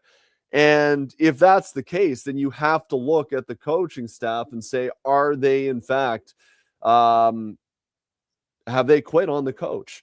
It's a legitimate question to ask, because we've been around the game long enough. There are some of those games that just look like coach killers, where it's like, that's curtains right there. And to me, man, that looked like one of those games. The issue, though, is, Terry, do you want to make a coaching change right now? Because really the last thing you want is a new coach bump. The joke around the morning skate yesterday was that in order for them to make the playoffs, they probably have to go 16-5. Well, they're not going to go 16-5. The more accurate question is, can they go 5-16 so that they fall into the bottom 5 and do not have to surrender their draft pick to the Boston Bruins as part of the Fraser Mitten deal? That also seems as unlikely. But in saying that, the last thing you want to do is make a move now, I think, that finds a way to turn the play around so that they go like, 10 and 11 down the stretch and finish right there in no man's land. You do not want that either. So look, I don't think the coaching staff will be the coaching staff at the beginning of the season next year, but I also don't think it makes sense to make a coaching change at this point. Is there anybody out there you think that will entertain taking a risk on Elias Peterson? Oh boy. Like I would be leery as a manager right now. One, the price tag is very expensive at 11 plus. Two, almost since that deal has been signed, the production has gone off a cliff. So that's deeply concerning. And three, how much do I have to give up off of my team right now that weakens my proverbial good team, right? To bring in a guy that, if he plays like he did 4 years ago when he was 100-point Elias Pettersson, absolutely improves my team, but I do not know that I am getting that guy. And if I'm a team that feels as though I am a cup contender, I don't want to take that risk now. Maybe I'll look at taking that risk in the off season when, you have more time to do due diligence. And, you think that fitting him into your system, you get him up and running, you go through training camp, will be able to help him rediscover his game. It's tough to rediscover your game at this point in the season, especially on a team that is hell-bent on contending. So to me, that's more of an off-season deal. If I was the manager, call me risk adverse, but I'd like to think that I'm not. I just think there's too much risk there to go out and acquire if I'm a contending team. If I'm a team that is not in a cup contending window right now, then maybe I'd look at it because there's not as much risk, right? It's a move designed for next year. It buys him a little bit more time to get acclimated. He has familiarity then when he comes back at the end of August, right? To your program and that type of stuff. So in that sense, maybe, but if I'm a team looking to bring him in as a guy that'll help put us over the edge as a cup contending team, not now. Dave McCarthy from Sirius XM joins us. David, there are, you mentioned the Oilers and they made a move, and I won't be surprised if they make another move. There'll be lots of rumors. I know there's lots of Darnell Nurse talk. I think people have to remember he's got a no movement clause, and him and his wife just had a child. Is he going to want to uproot and move away from his wife and young family at this point? I guess anything's possible, but I'd be surprised. I think you always have to remember situation stuff like that. If there's a Nurse trade, I could see it maybe plausible in the summertime more than it would be right now, less than a week after your wife gives birth to a baby. So that's where I'll say on Nurse. That sounds like the Mitch Marner routine from last year at this time, quite honestly. I mean, that was a big reason why he didn't want to move his no trade, is because he just had a baby in the playoffs. Makes sense. I get it. Why would you? Yeah, it totally makes sense. I want to look at teams in the East, like Tampa Bay. I really like. They're good. What about Montreal and Detroit? What do you think? What are they looking at? And do you think Montreal swings and goes and gets a goalie? Yeah, like Detroit, I want to see what they have with their group right now. I think this is going to be a really good opportunity for Steve Yzerman to be able to get more information about his group. They're in a good position right now. They should be able to steer this home. They are not winning a Stanley Cup this year. So again, unless you're making a move that not only helps you this year, but in the years to come, going out and getting rental players, if you're the Red Wings, to me makes zero sense. The group they have should be able to steer this over the finish line. If they can't, I want to know that before I throw good capital at what might be bad. So, and again, unless it's for down the road, no, I'm not picking up rental players if I'm Detroit. Montreal, I mean, they can score. It's that, and that's exciting. Who they could end up playing in the playoffs right now, if they started today, would be the Tampa Bay Lightning.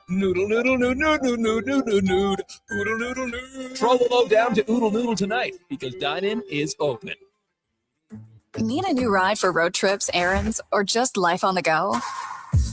Go Auto offers a massive selection with over 15,000 new and used vehicles to choose from. With over 70 locations across Western Canada, finding your next ride has never been easier. Whether it's a roomy SUV for the family, a sleek car for the open road, or a rugged truck for your weekend adventures, you'll find it here at a price you'll love. Explore thousands of vehicles today at goauto.ca.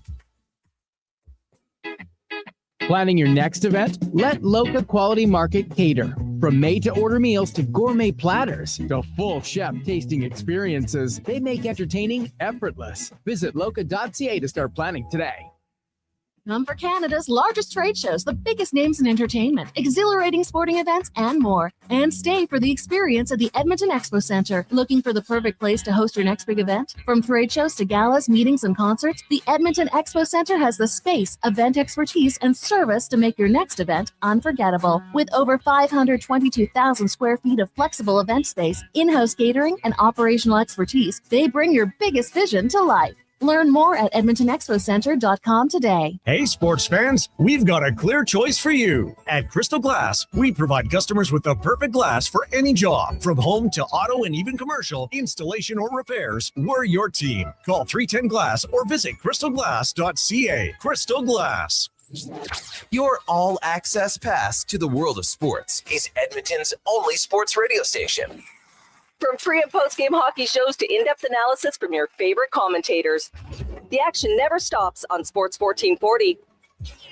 It's the iconic Jasper Ave Patty Party. Let's fun the rocks. We're turning Jasper Avenue green. Your 5-day St. Paddy's Day party kicks off Friday at OTR. With live entertainment every day. Including the Feelin' Lucky burlesque show on Sunday. Plus pipers, Irish dancers, and doors open at 9 a.m. on the 17th. We got more green beer than Marco has fancy shirts. And trust me, that's a lot. Lucky the Leprechaun will be there. Will you? It's the iconic Jasper Ave Patty Party. Let's fun the rocks. Next round's on me. Woohoo! Don't let equipment failure stop you cold. At AWS Welding in Nisku, our factory-trained service techs are on hand for all welding equipment repairs. We're a full warranty center for Miller, Lincoln, and ESAB. And we service all makes and models. Proper, regular service extends the life of your gear and keeps it running at peak capacity. Don't wait for a breakdown. Book your service appointment today at aws.ca. AWS Welding. Our welding keeps you working. Support your circulatory health with NACA Platinum Nattokinase. This powerful enzyme cleans your arteries, helps with varicose veins, promotes improved blood flow, and more. Find NACA Platinum Nattokinase at Vitality Health Foods, where customer appreciation is the first Tuesday and Wednesday of every month. Portions of this hour brought to you by EWEL. Get your power play amped up with EWEL, supplying the City of Champions and Alberta with quality electrical gear since 1975. EWEL.ca is your partner in power. This is Sports 1440, where Edmonton talks sports. On YouTube, Facebook, and X. Here's Jason Gregor. Brought to you by PlayAlberta.ca.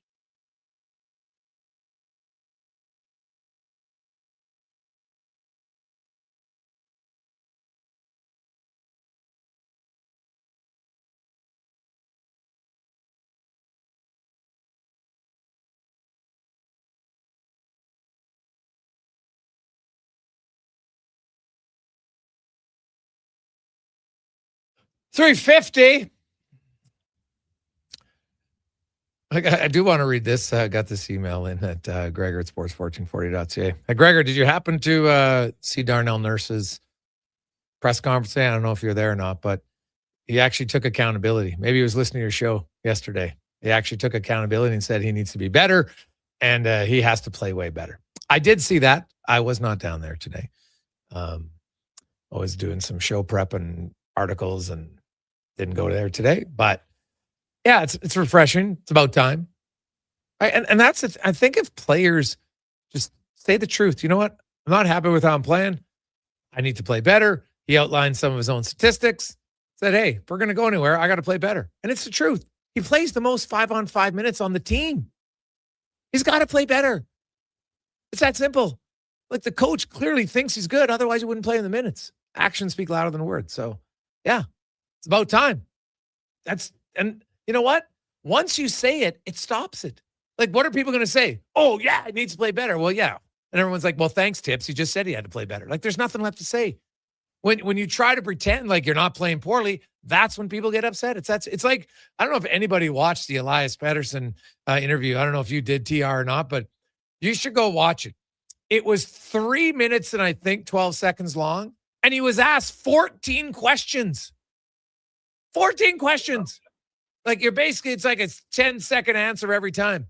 Like, never want, just given the most generic. And so, people say, well, he doesn't want to be a story. Well, he becomes a story by just not being honest and say, you know what? I'm frustrated.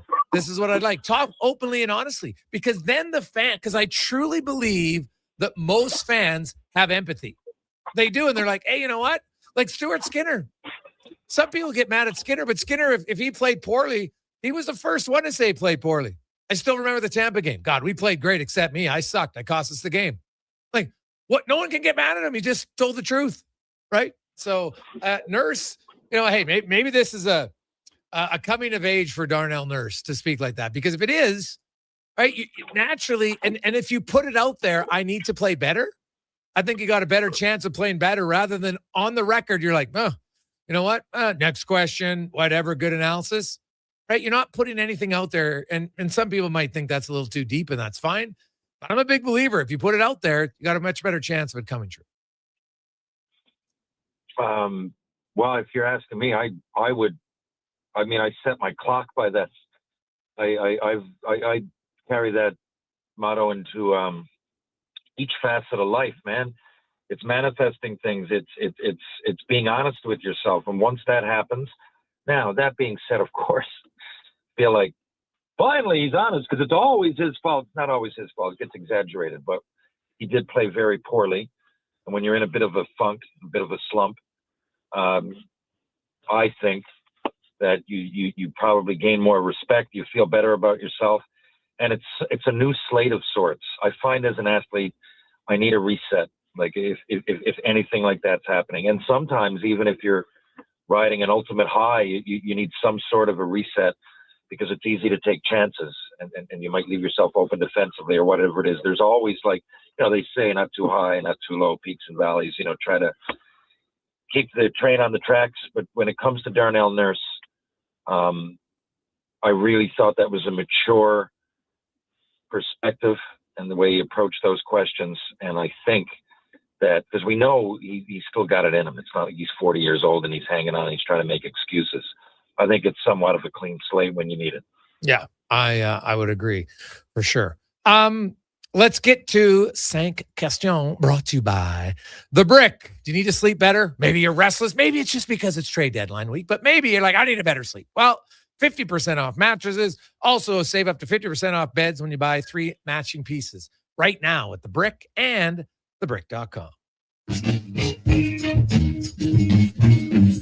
It's time for 5 questions on the Jason Gregor Show. All right, guys, since it is game day, let's get a score prediction for Oilers Sens and a goal score from each team, assuming each team is scoring a goal.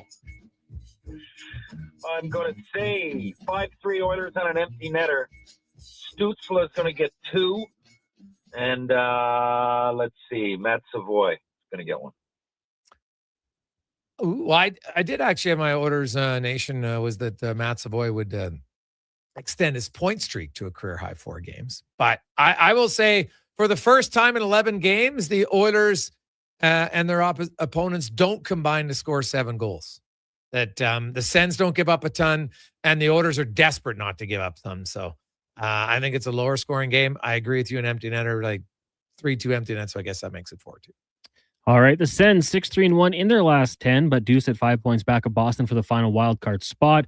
Do you think they have a chance to get in? And if you're Steve Staios, GM, what is your plan going into the deadline? TR.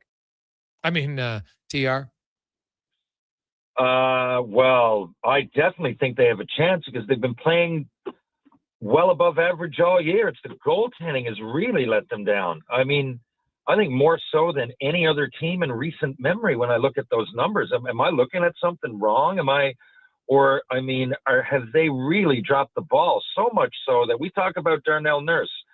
If the Senators don't get in, you could point you could point a finger directly at the goalies and say, all we needed was adequate goaltending and we're in. So, and they're better than that. And they got a track record that's better than that. There's no reason to think that they don't just play adequately. So I would think the Senators have a decent chance to get in based on that. I look at the Sens and, ooh, man, I got it. It's going to be really tough. You just look like they're 5 points back, but they've got to pass 4 teams to get there, and that's just the truth. That's a challenge to do it. Now their goaltending is playing better, and that will really help them. And they got a West Coast swinger after Edmonton. They play Calgary, Seattle, Vancouver. You know what? You think, hey, those are some games, but like they don't have a lot of games against the teams they're chasing. They do play the Habs once. They play the Penguins, but I'm not sure that's really a team, that they're chasing. They're more in the third spot. So I think they're not going to make it because they're going to need a lot of help from other teams, and they don't play the teams they're chasing. All right. Question number 3. When he arrives and gets into the lineup, where do you see Connor Murphy slotting in? I think he's going to start with Matthias Ekholm because I think they're going to let Wallman and Bouchard play a few games together. It's just a hunch. I'd like to see him play with Nurse, the Bash brothers. Bring it back. Both guys amp it up. Just be impossible to play against. Towards the end of games, for no reason, cross-check people in the face. Go right into the playoffs like the Bash brothers. That's what I'd like to see. Love it. Question number 4 for you guys. The Canadian baseball team played the Jays today to get ready for the World Baseball Classic. Who's your pick to win the event, and how far do you think the Canadians can go? I would always pick, not always, but I'm going to pick the United States. Yeah, why would I say always? I am going to pick them, but I'm really surprised Canada's not rated higher. Can they beat the Jays? I mean, I don't know. I'm going to say probably, they can beat them, but 4 out of 7, the Jays, I think, walk away with that. Maybe I'm wrong, but just they're the second best team in baseball. Technically, they won the pennant. I don't know if Canada are that strong, but it's baseball. Any pitching performance, they're all capable. You could win, but I'm just surprised that Canada, who have a decent team, and, baseball, it's anybody's game if you get a decent team at these things, short tournaments. So, I'm putting the Jays in a 4 out of 7. But I'm saying Canada should be rated a lot higher. I will. I'm going to pick Japan to win, and Canada will make it to the quarters and then lose it. Final question for you guys today is Simplify Your Life Day. What is one step you could do to simplify your life? If you're asking me, for 100%, it would be answering messages, probably hiring somebody to help, or I don't know what it is. But I spend 5 hours a day answering messages, and I don't know what to do about it. I like 70 of them say, like, give your balls a tug, but the 71st one, from random people that I don't know, and I don't know. Yeah, for me, it would be that. It's so many different angles and tickets and videos and all of that, and essentially I start answering them, and I go down a rabbit hole, and I only get so many done, and they build up. Right now, I got probably 1,000 unread messages. So there you go. That I need them. That unread. I mean, like that. Not counting spam or any of that. 1,000 messages that I don't know what could be there. It could be the Prime Minister. I wouldn't know the difference. It's just sitting in my inbox. I look. What would simplify my life? Well, honestly, because I can't do it. For work, I would like to just get a phone that only has phone calls and texting, nothing else. That would simplify my life. Like anytime I put my phone away for long stretches, I find I'm better mood. So I've been doing it more and more often, right? I turn my ringer on and I tell my friends, call me if you really want to, if you need to get a hold of me, call me. Otherwise, it might take me a while to get back to you. So, and it's been adding more joy and less stress in my life. Less scrolling, more enjoyment. Easy. Cons, what about you? I like that one. I was thinking that'd be a good one. Food prep would probably be another one. Just get it done for the few days, or like going full Steve Jobs and just wearing one outfit every day. Just wake up, throw it on, and leave the house. I think that'd be it.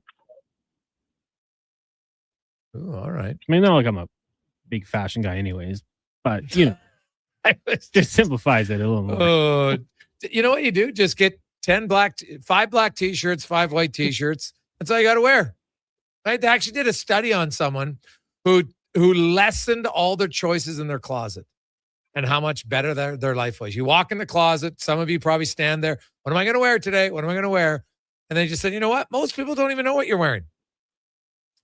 Honestly, they don't. I'm astounded that this is a problem. I mean, putting on your clothes, just, some variety. Yeah. Throw some pepper in, a black shirt and a white shirt. You don't strike me as a dull kind of guy. Your glasses are always funky. They're lighting up half your face. Yeah, hey, buddy, but guess what? My glasses, I just go in and I just pick out a pair. There's no decision making. That's the easiest thing ever because they all look good. They all look good. What the hell are you guys? Lady Gaga? What are you talking about? Well, Connor's putting saying on clothes it stresses you out, then you don't have much problems. That's a good point. Yeah. Hey, for the record, it wasn't me. I was just saying I read a study about it, and a guy had went where all he had was like. Have you ever seen Ray Donovan? TR, you watch the show Ray Donovan? I've seen it. Yeah. So Ray Donovan, if you look in his closet, black suit, white dress shirt. That's all he has. He wears the same thing all the time. Right. And so so does Batman, but it doesn't make it right. I get out of the shower and I'm pumped. Let's see what we got. Open the closet. Let's go. Let's get funky. Boom, boom. This might go with this. Now, wait a second. You've told me that you've spent minutes, half hours sitting on the end of your bed, staring at your array of cowboy boots, deciding which one you would wear that night. It doesn't stress me out. That might be true. I don't remember that exact quote. I would have to see it or hear it, but I certainly am not denying that. But I don't know if it stresses me out. I put on a podcast, sometimes the Jason Gregor show or an album or whatever. I pump it up and I get ready. Sometimes it takes me 2.5 hours. If I'm going out, I have a drink, whatever. It's all good. Maybe this with this. Let's see what's new, what's not, what's hot. Oh, God, it's furthest thing is stressing someone out. What are you guys talking about? What kind of clothes are we here? Like I said, what are you, Cher in a video in the 80s? Did she wear a lot of clothes in the 80s? I've never seen a Cher video. Well, there was a lot of outfit changes. The question was simplify, not de-stress. Yeah. Simplify. Come on, TR. Don't confuse things. This is Connor Halley, who pretty much, that's why I chuckle, because Conn's pretty much wears hoodies every day. That's what he likes. Yeah, it's like a 3-hoodie rotation. I'm like, how can you get more simple than that? But I like it. Now, if it would have been Declan and his choice of sweaters, that'd be a different conversation for sure. Because that would probably it's time consuming, right, TR? It's not about that you're stressed. It's just what saves time. I walk in the closet, I just grab the shirt. I don't know. I'm the same. I'm maximizing my time. That's what the theory is. Right? Yeah, maybe so. I mean, I could argue I'm doing that as well. I'm listening to a podcast. I'm making notes. I'm doing all kinds of things. Now, it's to each their own. If that's what you want to simplify, then we're all good. But I would argue go out and have a bit of fun. Add some flavor to your life. If that's what you want to simplify, it means you'd rather be more bland. And we don't need Connor at more bland. We need more inspirational Connor. We need to pepper his life with colors. We need like the odd Skittles commercial kind of thing. We need inspiration and color, not more bland, in my opinion. Awesome. TR, how many trades, if any, do the Oilers make between now and Friday? I'm saying at least 3. Oh, wow. Okay. All right. Yeah. Okay. Well, we'll chat with you on Thursday, see how many of those are coming true. Have a great day. We'll chat you on Thursday. Thanks, Connor. Thanks, Jason. Thank you, Edmonton. Talk soon. Let's get to the con man. We got Struds coming up. We got Spec DVD and more on a busy Thursday. Also, Cam Tate, Tuesday edition of the Gregor Show, presented by PlayAlberta.ca. Here's Connor Halley Sports 1440 update brought to you by Loca. If you're looking for good food, great place to go in person, Sherwood Park, or West Edmonton on 142nd Street, or go online, meals.loca.ca. They'll deliver them right to your door. They have over 200 chef-prepared healthy meals. Meals.loca.ca. This is a Sports 1440 update. It's game day. Oilers taking on the Ottawa Senators down at Rogers Place. Puck drop at 7. Pre-game coverage with Andrew Walker, Donovan Paulson, and Landon Fargo gets going at 6 right here on Sports 1440. Elsewhere, the Bruins will host the Penguins. Golden Knights in Buffalo. Caps taking on the Mammoth. Got the Jets and the Blackhawks. Flames, Stars, Lightning in Minnesota. Ducks host the Avs. And the Canadians taking on San Jose. In the association, Toronto Raptors in action, hosting the Knicks tip off 5:30. Also, matching up against the Wizards, the Spurs take on the Sixers. Timberwolves host the Grizz. Lakers meet the Pelicans, and the Suns are in Sacramento. The Arizona Cardinals are releasing former first overall pick Kyler Murray after 7 seasons in the desert.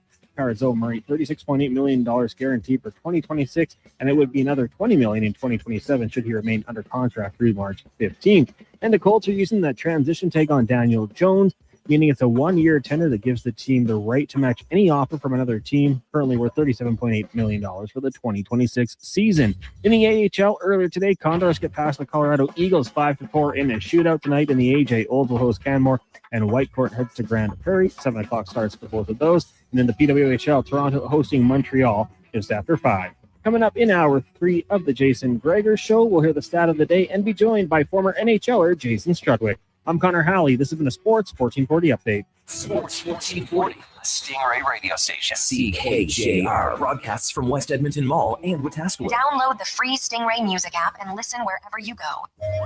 Hey, Edmonton, did you know a local Play Alberta winner scored over $500,000 on Mega Jackpots Ocean Bells? Think about the season tickets you could lock down with that kind of cash. From major casino winners every hour to jackpots worth millions and hundreds of popular games to money that stays in the province. There's never been a better time to sign up for Play Alberta. Download the app today to get started with casino, sports, and lottery all in one app. Must be 18 plus to play. When you gamble, use your game sense. Mr. Rooter kinda speaks French. Je m'appelle Monsieur Rooter. Je suis plombier. Très bien, Mr. Rooter. Your name is Mr. Rooter, and you are in fact a plombier, a plumber. You are an excellent student. Au contraire, mon frère. Je suis Tuesday, how are you? And welcome. Also, I'm not here for a French lesson. I'm here because someone clogged up the toilets. Oui. Right this way. For a plumber who speaks your language, call Mr. Rooter. Scott McGilvery here, HGTV host and renovation expert. The one upgrade I know homeowners will love: better, fresher Culligan water straight from the tap. Culligan's Aquacentral reverse osmosis filtration system takes your water to the next level. With up to 7 stages of filtration and 14 filter options, they're certified to reduce over 90 contaminants. Your tap water is about to get a major upgrade: safer water that tastes great. Get started with a free in-home water test at Culligan.com. Culligan, water you love. Start your day with a blast of sports. Kevin Carius, along with Brandon Douglas, brings the fire, the fun, and the fearless takes. Weekdays, 7 to 11. Text Kevin, 883-401-1440. Mornings with Sports 1440. At Fountain Tire, success is a team effort. They're committed to their team members and their customers. And that means treating your vehicle like it's their own and finding solutions that suit your needs. Because whatever the road brings ahead, they're on it with you. Visit FountainTire.com today. Is your digestive system crying for help? NAC and Nutri probiotic veggie caps fight bloating and constipation, strengthen immunity, and can even aid in weight management. Find them at Vitality Health Foods, where customer appreciation is the first Wednesday of every Senators, month. how are you? Welcome. NHL How are you? Stars are back at McDonald's, and we're celebrating by going bigger. Make that smaller, way smaller than ever before. Our Collect the sets and get one of 7 mini sticks with every NHL Star Sticks meal. I do want to. McDavid, Matthews, Meal Quinn stop. Hughes, Makar, Celebrini, Reinhardt, and Montembeau. So get yours while they last. 1 stick per meal purchase. Limited time at participating Canadian restaurants. 1 in 3 adults don't get enough sleep. The Brick is here to help with deals on your entire bedroom. Save up to 50% off clearance mattresses, 50% off beds when you buy any 3 matching pieces. Buy one, get one half price on ceiling memory foam pillows, and save $100 off any adjustable power base when you buy a mattress over $9.99. Plus, check out other incredible savings in every department. Some exclusions apply. Check out The Brick in South Common, West Ed Mall, North Side, and downtown. When your driveway's covered in snow, Toro and the Lawnmower Hospital have you covered. Toro's gas or battery-powered single-stage power clear snow blowers make it easy to clear right down to the concrete with incredible Toro-powered Propel technology. Face the next snow day without fear thanks to Toro and the Lawnmower Hospital. Visit lawnmowerhospital.com. The Lawnmower Hospital. Smart, connected, community-driven. Jason Gregor sets the standard for sports talk in Edmonton. Join the conversation on Sports 1440. Text Gregor, 833-401-1440. Sports 1440, where Edmonton talks sports.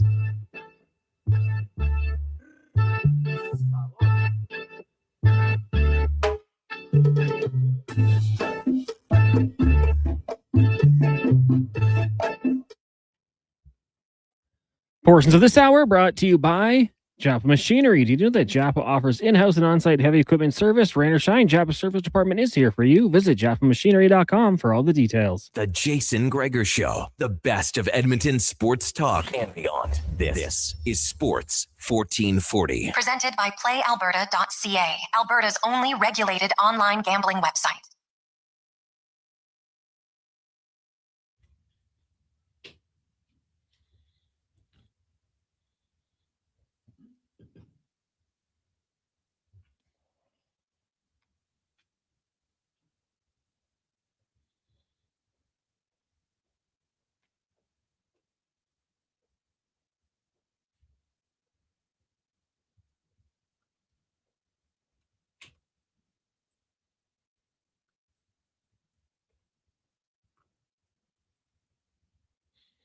For 12, welcome back. Jason Gregor, Connor Hanley, Sports 1440, sports1440.ca, YouTube, Facebook, X, and Instagram.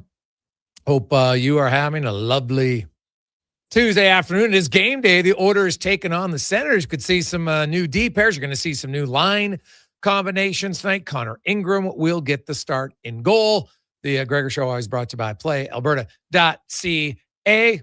Where, of course, every day you can get the Jason Gregor Show odds boost special bets. And we got the looking at an under rarely for the orders. So doesn't happen very often. So they want to cut down on goals. Ottawa doesn't give up a lot of shots. They don't give up a lot of goals lately. Allmark's only allowed 7 goals in his last 4 starts. So I have a sneaking suspicion maybe the orders will have a sense of defensive zone awareness tonight. Connor Halley special, a Matthias Ekholm goal. Nice. And even some other out-of-town scoreboard games to look at. So check it out at playalberta.ca. We're going to get to the stat of the day. We got Struds coming up, spec, and more. One thing I know I see a lot of people online, there's some speculation, hey, maybe the orders, they're going to go big and they're going to trade Darnell Nurse. Well, I think it's important to remember Darnell Nurse has a full no movement clause. He and his wife just gave birth to their 3rd child a few days ago. Agreeing to a trade now would cause significant upheaval to him, his wife, and his family. Totally understandable from my vantage point if he isn't interested in that right now. Family, fatherhood, husband. Sorry, it still trumps hockey. Just does. So I'd be stunned if he did. I'd be very surprised. So just my thought on that. I think you always have to look at everything. You see the rumors, everybody gets caught up. Oh my God, they're going to trade Nurse. Well, think about it. You're a dad, right? And regardless of what your livelihood is, when you have a new child and it's your 3rd, and so that they got three boys now. If I think his 2 oldest are boys, right? So what are their ages? Like 4.5, 2.5, and a week old? Not even. That's a lot. Ask anyone. That's a lot. And you know what? It's tough enough going on a road trip. I'm sure his mom or his mother-in-law come in to help. But now you throw in a move and a trade and everything else. Like when you have the choice not to do it and you're on a team that can win, like it just doesn't make any sense to me. Why would you do it? Right? Now, if the summertime, it's different. Right? It's different. You've got multiple months to plan and decide and have conversations. You're home every day with your wife. It's a different time. Right now, I would be floored. And even if they didn't just have a new baby, I think Darnell Nurse in that group, he's like, you know what? Let's take another run at the at that. So see where it goes. But Nurse did speak today and said that, hey, man, I got to play better. Not happy with my season. I got to play better. And you know what? Hey, you put it out there, you got a way better chance to play better. That's just the way I look at it. So we'll see. Let's get to our stats of the day, brought to you by All Star Construction.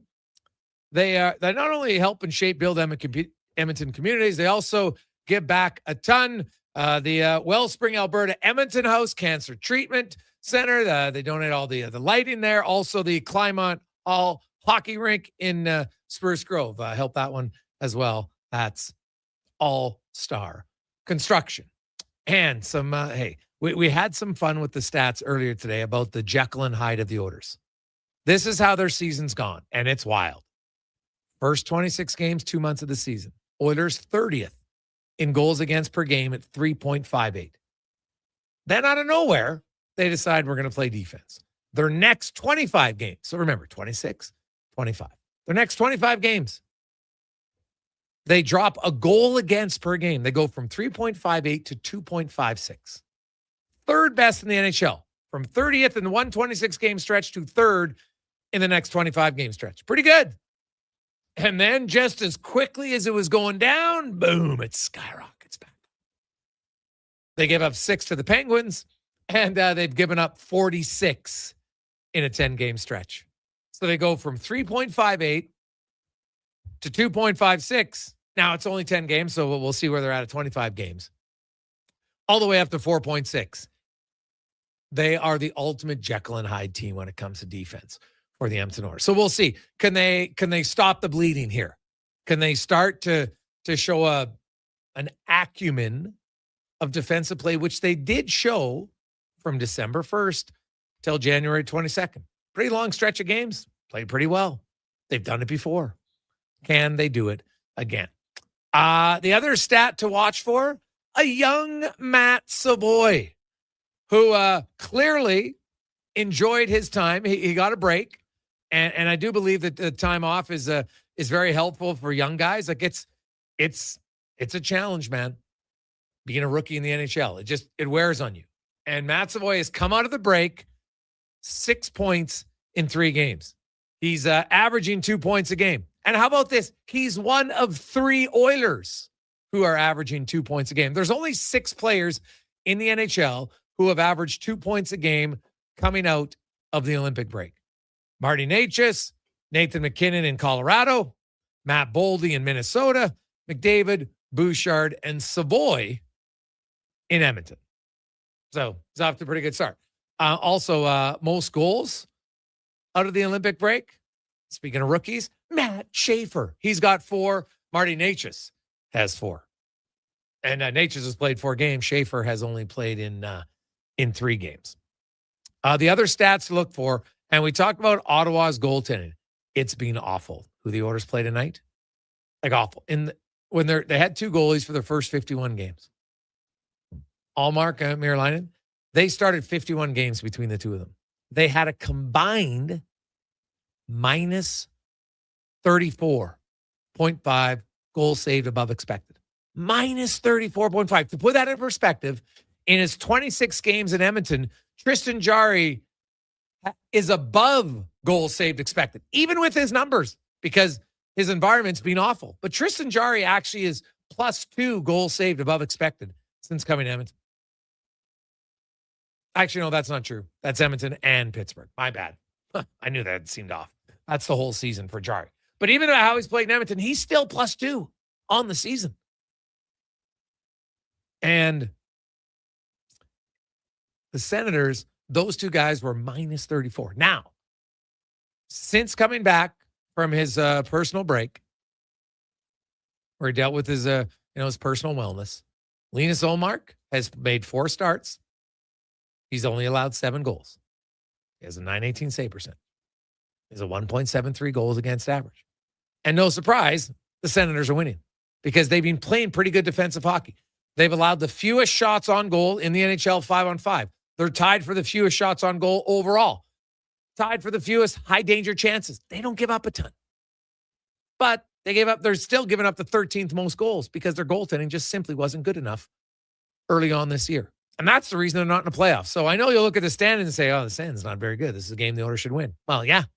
But keep in mind that the Senators and the Oilers have the exact same amount of points. Right? Edmonton is lucky this year. The Pacific Division has been a good division for the last 3 seasons. It's not good right now.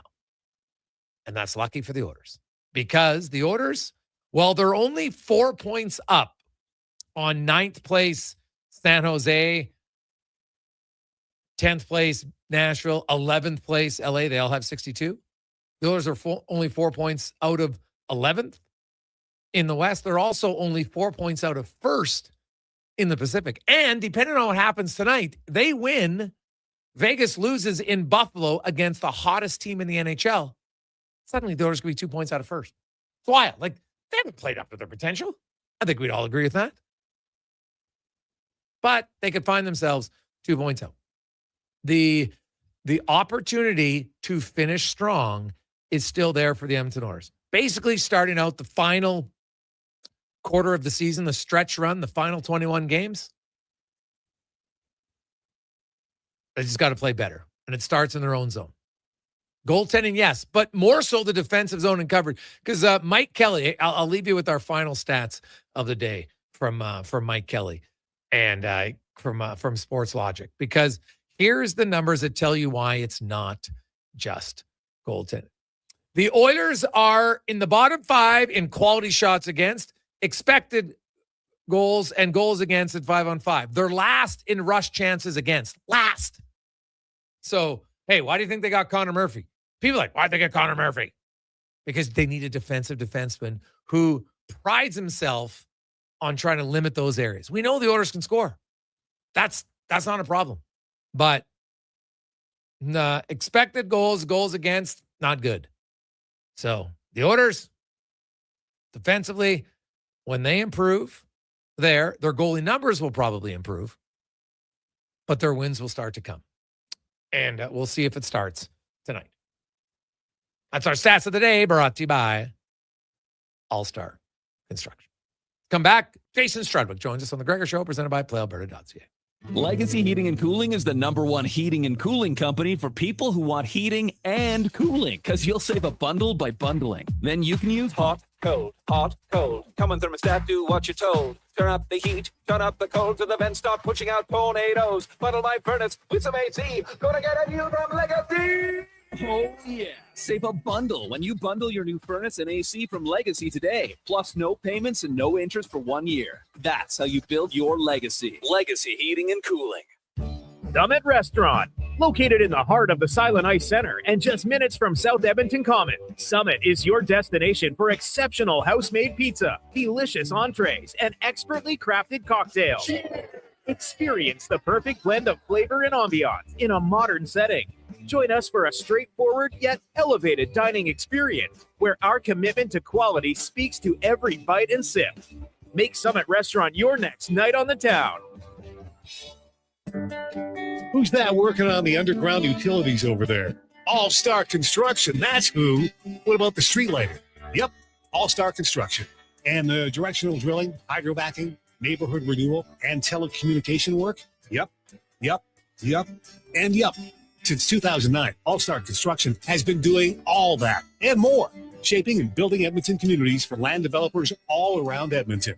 That's what All-Star Construction is all about. It's the iconic Jasper Avenue Party. That's on the rocks. We're turning Jasper Avenue green. Your 5-day St. Paddy's Day party kicks off Friday at OTR. With live entertainment every day. Including the Feelin' Lucky Burlesque show on Sunday. Plus pipers, Irish dancers, and doors open at 9 a.m. on the 17th. We got more green beer than Marco has fancy shirts. And trust me, that's a lot. Lucky the Leprechaun will be there. Will you? It's the iconic Jasper Avenue Party. That's on the rocks. Next round's on me. Woohoo! Support your circulatory health with NACA Platinum Nattokinase. This powerful enzyme cleans your arteries, helps with varicose veins, promotes improved blood flow, and more. Find NACA Platinum Nattokinase at Vitality Health Foods, where customer appreciation is the first Tuesday and Wednesday of every month. Welcome to Uncommon. Welcome to Subaru. Engineered for Canadian winters, built for real-life confidence. Tackle the ice and snow with Subaru's symmetrical all-wheel drive, delivering the power, control, stability, and grit you need. And when the temperature plummets, you'll cruise in comfort with heated seats and heated steering wheel. All this plus peace of mind with Subaru's top safety pick status for 19 years running. This winter, it's time to get you into a Subaru. Visit Subaru.ca. Portions of this hour brought to you by Papa John's. Papa John's is making you 2 or more items from the $9.99 each Papa Pairings menu. Enjoy a medium one-topping pizza, boneless wings, cheese sticks, and more. Better ingredients, better pizza. Papa John's. The Jason Gregor Show. The best of Edmonton sports talk and beyond. This is Sports 1440. Presented by PlayAlberta.ca, Alberta's only regulated online gambling website.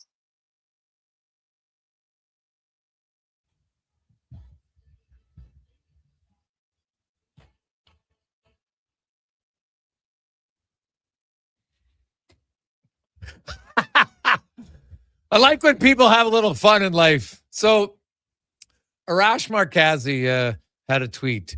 Goes, Kings emerge as betting favorites to land Team USA captain Austin Matthews at NHL trade deadline. Spec quote tweets it. Spectre emerges as betting favorite to land Interviewer of the Year award. Basically saying there's no chance. Oh, self-deprecation is good, buddy. That is that's funny. That's real funny because it's like what? Like Austin Matthews is going to the Kings now. Like, wow, that's like, come on. Does anybody think Toronto would make that move at the deadline when lots of the league wouldn't be involved? Come on. I get the trade deadline. Everybody wants to have moves. The only thing I can say certain why a team is willing to trade a guy, all you have to do is look at Andrew Mangiapane. Andrew Mangiapane played 1 shift today. 1 shift in the American League. You know why? Because the Oilers are trying to trade him. And he had to play a game in the minors to come back up to the NHL before he could be recalled. So now if any team acquires him, they're like, well, we don't want to keep him down in the minors, right? So that's a sign that they're trying to move him. Doesn't mean they will. They're trying. So there you go. Let's get to Struds On, brought to you by Summit Restaurant, located just south of Edmonton at the Silent Ice Center. Your destination for exceptional house-made pizzas, delicious entrees, and expertly crafted cocktails. Also a rink where Struddy likes to coach in jeans. Silent Ice Center.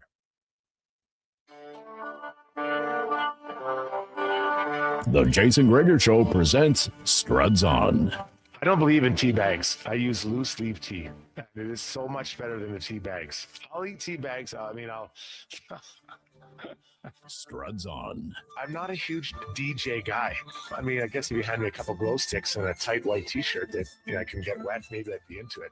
Struds On. There's a lone steakhouse I used to go to down in Kentucky, and they had bowls of peanuts. I wasn't sucking on those ones. I mean, you need to have clean nut. I'm talking about the kind you get in a bag at an Elks game. You know what I mean? It's time for Struds On.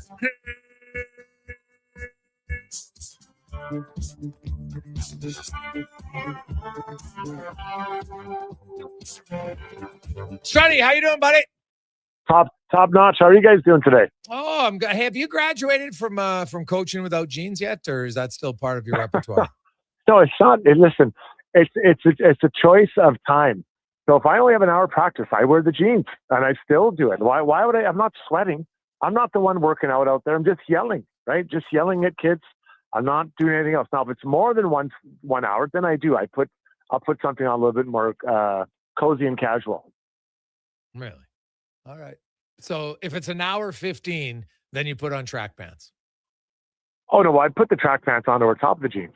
Yeah, I don't just go out with jeans on. Yeah, if it's just one, if there's no ice cleaning, I don't put anything on. I just whatever I have on that day, I wear. I have a collared shirt, golf shirt, no problem. throw it on over under the tracksuit over top. I just rock. That's a fail. A golf shirt, hockey practice, like there should be a fine. That should be a fine for sure. If you were playing, But I'm not sweating. It's not even about sweating. It's just come on, you got to look the part. You don't Like, you don't I coach. do have the tracksuit on. Yeah, but a tracksuit. But then you must have the collared shirt coming out of the tracksuit. It's not. I do it up tight. I do it up high. Right. It's not the Oscars I'm dressing up for here, buddy. I'm just trying to look good for this part. Like in the summer, I'll wear shorts. Then I wear shorts underneath my track pants. Okay. No, not even an issue. That's acceptable. I can understand that. Give me your thoughts on Connor Murphy. I think that Oilers fans, they have to understand what they're getting. This is, he's not a super sexy player. I'm going to love him. I'm going to love the way he defends and, the way he kills penalties are all areas of need for the Edmonton Oilers. But you can't think he's going to be all over the ice like Drew Doughty, 7-8 years ago. He's going to do what he does, and he's going to do it well, and he's going to help the team in those areas. So he's not a savior, but he's something they need. And I think that was a good move by Stan Bowman. And of course, Stan knows him already, what he brings to a team. Yeah, well, he definitely knows them that. He brings what they need, right? A guy who can help on the penalty kill, a guy who really prides himself on being good defensively. Because the funny thing is, Struds, the Oilers have shown they can pride themselves on being good defensively, right? They've shown it. They even showed it this year for a 25-game stretch at third best defensive team. And then they're just like, meh.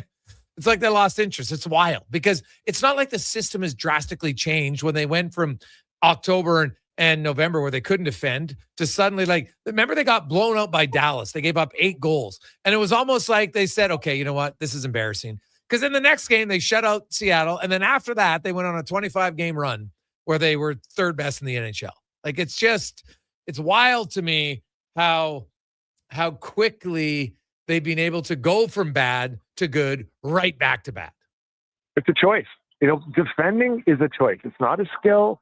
It's a will and a desire to do it. People are like, well, the coaches are asking you to do something different. No, there's no coach that asks you to lose your man coming out of the corner. There's no coach that says, it's okay not to pick up the right guy in the back check or to defend or to box out in your own zone. Like that's the staple of any system. There's not a system that doesn't happen or there's not a plan for it. So it is a choice by the group to get it done. And even going back further, this core, they've committed to defense at different stretches. You think back to on the penalty kill, some of the incredible runs they had in the regular season and playoffs.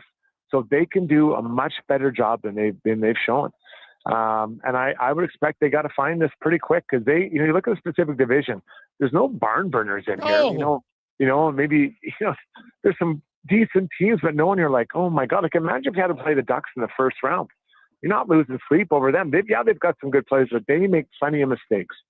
So I think that this team should now see it. With 20-some games left, let's get organized defensively. And I think Connor will help them maybe remind them, right? Maybe remind them what it looks like. Because when Ekholm came here, he talked about being comfortable winning or going into the third period being up or down 1 goal. Mm-hmm. Right now, it's not like that. It is high-scoring action. They got to get back to that defense-first mentality. They can score, defend, and that'll get your group on track.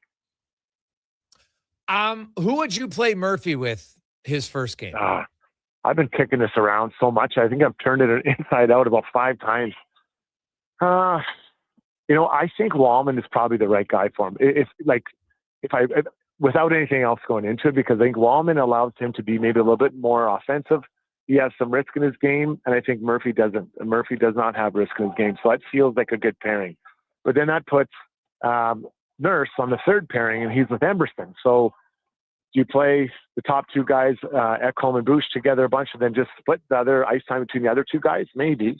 I'd like to see, Nurse maybe beside Murphy and for them to have an identity as a group that they go out there and they shut down, cycles, they shut down, they defend hard and all that stuff. So that's on their mix there. I think ultimately it's probably Nurse he starts with, but I like the idea of Wallman beside him for the reasons I outlined, buddy. What do you say? Well, I also have been looking at it, and the one thing I looked at was Darnell Nurse when he was paired with Cody Ceci for those 3 season Struds. Yeah, and they played a lot of minutes against elite pairing play, because that was, when Duncan Keith and Bouchard were kind of your top pair, or not your top. They were the other top pair. And that was Young and Bouchard. He wasn't ready yet. So they played a ton. And actually, Nurse and Ceci had actually really good numbers. I know people got upset about him, but anybody who looked deeper and looked and said, look at the quality of opposition they're playing. They played against the elites, right? Puck IQ is a fantastic website if you want to see who guys are playing against and how they fare. And he was good. And guess what? Cody Ceci is a defensive defenseman. I think Nurse and Murphy ultimately, I think the coach is going to try things. I think they might try this Wallman Bouchard thing just because, right? Just because Ekholm and Bouchard have been leaking some goals against lately. And you know what? They could easily go back to Ekholm and Bouchard. But I wouldn't be shocked. Now, I wouldn't be shocked if they tried Ekholm with Murphy because, until Nurse, kind of finds his game again, if he does. But I still think at the end, in the playoffs, I think we could see Murphy and Nurse and Ekholm and Bouchard. Yeah, and you know what?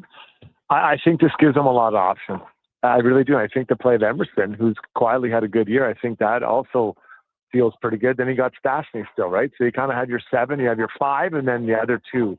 And I want to see different looks, and I want to see it, hopefully grow and have different options for different looks if or when they're in the playoffs, or what it can look like. So I hear what you're saying, and I think that he's a good comparable to Ceci. But again, I think Oilers fans understand this guy isn't a savior. He is a piece of what they need. Yes. And I think he can help them. And it'd be very quiet. If you go through a game like, damn, I never noticed Connor Murphy. That'll be the best thing you can say about him, because he's good. He's going to be a quiet contributor to this group. Yes. No, that is totally fair. You look at what about the lines? They probably have, if you had to, if we're going to assume McDavid's line stays together, I would try Josh Szymanski Struds as my third line center, and I'd play him with Frederick, and I'd try him. Maybe it's Podkolzin. The problem is then Matt Savoy's not in my top 9, and right now I can't do that. But I think eventually I would like to see that. That's a heavy line, and guess what? Podkolzin can play defensive. Trent Frederick, I looked at his numbers when he was in Boston. He had outscored opponents the 2 years that he'd scored 17, 18 goals. He outscored opponents 90-60.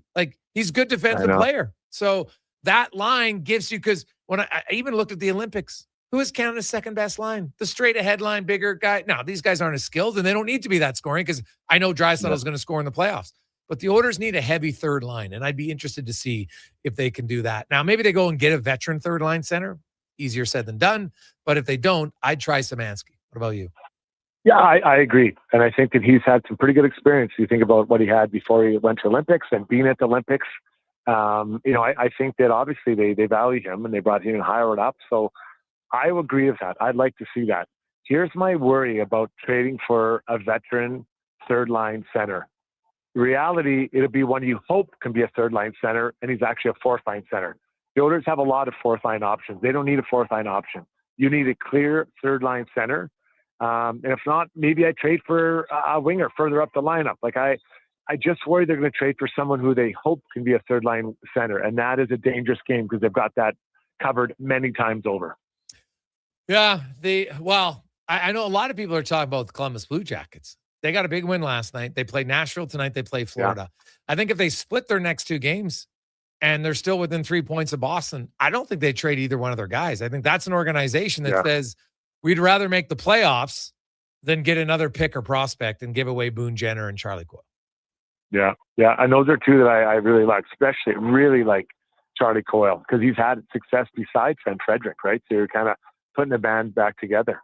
Yeah. So, people are talking about Cody Glass. And, okay, I like Cody. I don't know that is he a third line center? I mean, I guess we can all be anything we want to be, but I'm not sure that's a massive upgrade on what you have. Now, the problem with Szymanski, you don't really know how he's going to react, and he's a very young player.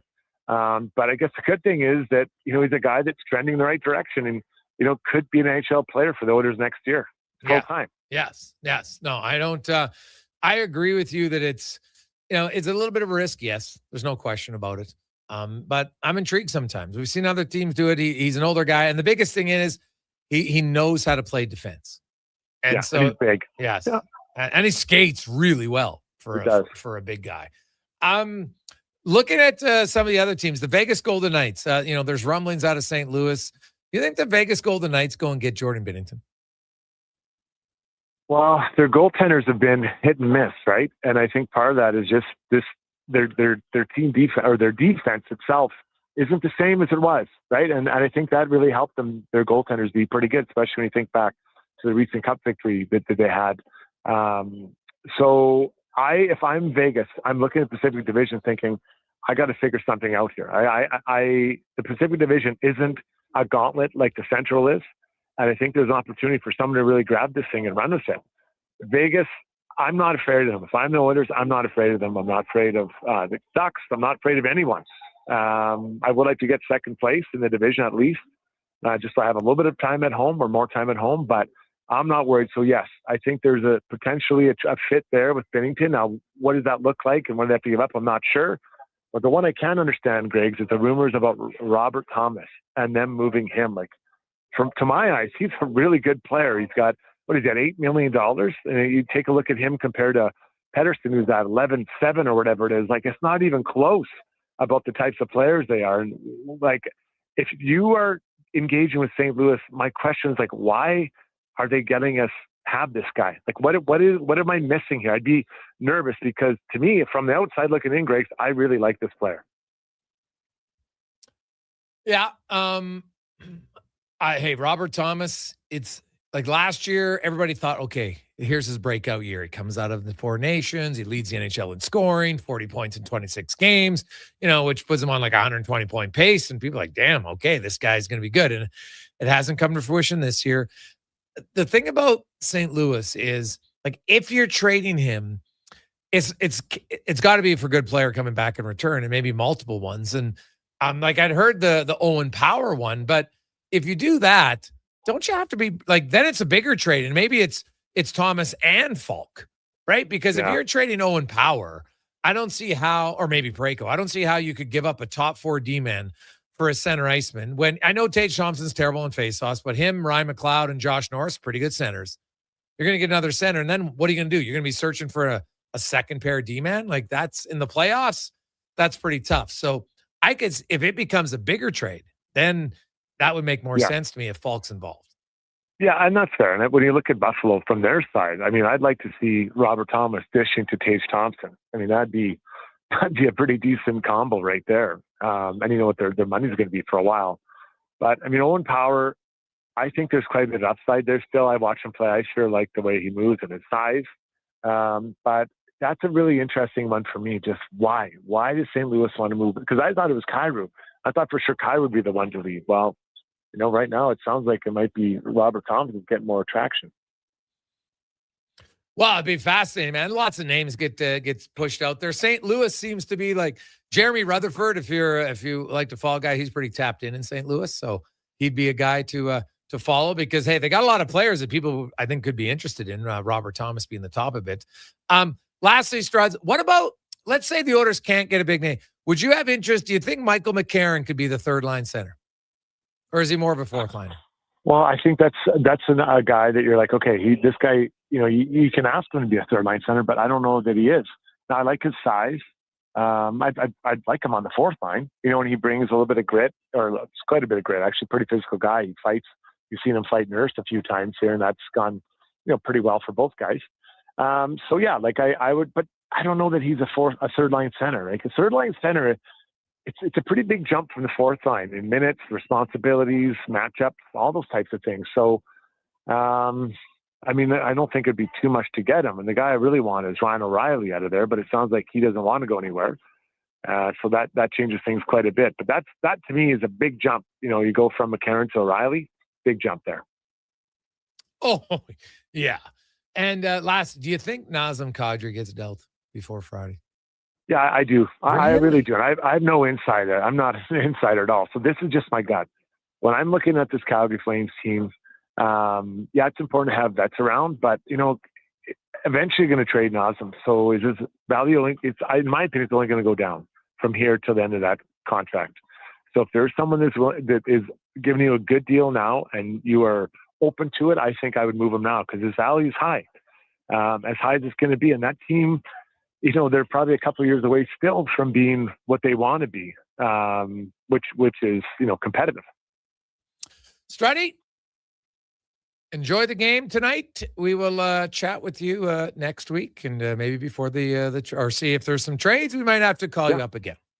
You know what, buddy? I'll be here. Talk to you guys later. It's Jason Strudwick from Got Your Back podcast. Quick break. We'll return. It's the Gregor Show presented by PlayAlberta.ca, and we'll hear from Chris Knobloch, Darnell Nurse, and more. Gregor Show presented by PlayAlberta.ca. A pizza from Papa John's is already pretty great, but you know what's even better? 2 pizzas from Papa John's. For a limited time, get a medium one-topping pizza for only $6 when you order any large specialty pizza at regular menu price. Whether you're feeding your family, your team, or yourself, get your next meal from your locally owned and operated Papa John's with a $6 one-top medium when you order any large specialty at regular menu price. Better ingredients, better pizza, Papa John's. Legacy Heating and Cooling is the #1 furnace install company for sailors because they know the value of a warm port. And they sing, there was a ship who bought the coal to sail the sea with a furnacey load. She brought the heat to YEG and her name was Legacy. Through icy wind and winter squall, her fire she burned for one and all with a comfort chugging guarantee, and her name was Legacy. No payments, no. Yep, no payments and no interest for 1 year on your new furnace. Don't trust just any port in a winter storm. Trust Legacy Heating and Cooling. Need a new ride for road trips, errands, or just life on the go?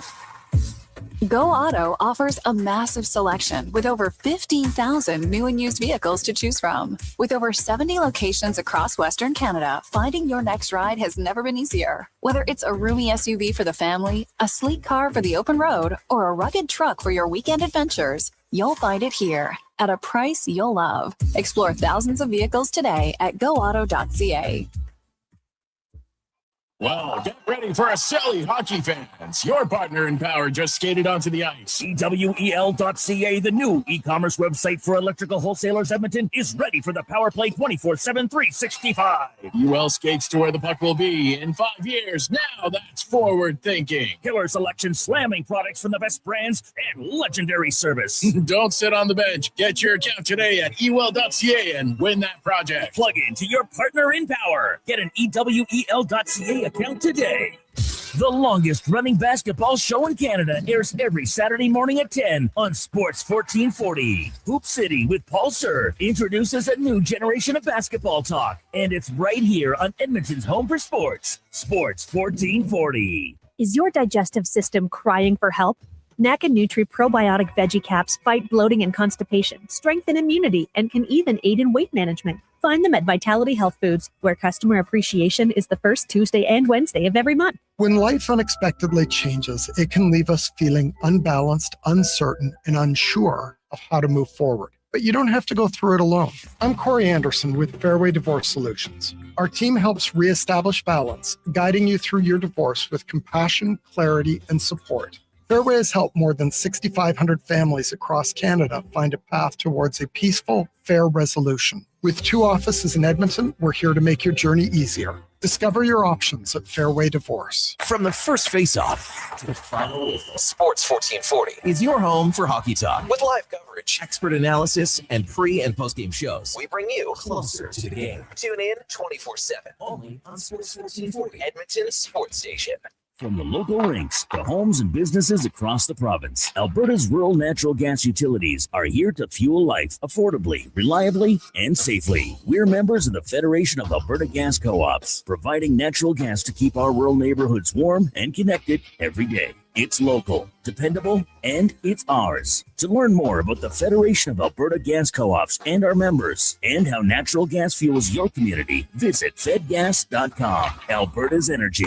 Game on.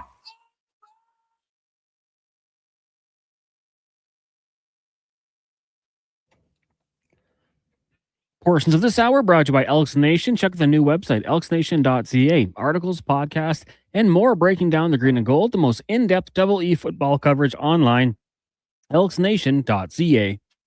The Jason Gregor Show, the best of Edmonton sports talk and beyond. This is Sports 1440. Presented by PlayAlberta.ca, Alberta's only regulated online gambling website.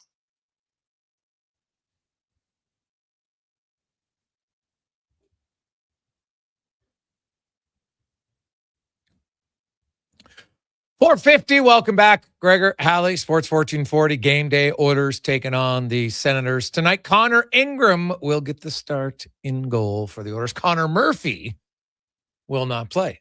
Connor McDavid, he will play. So there's your Connor update.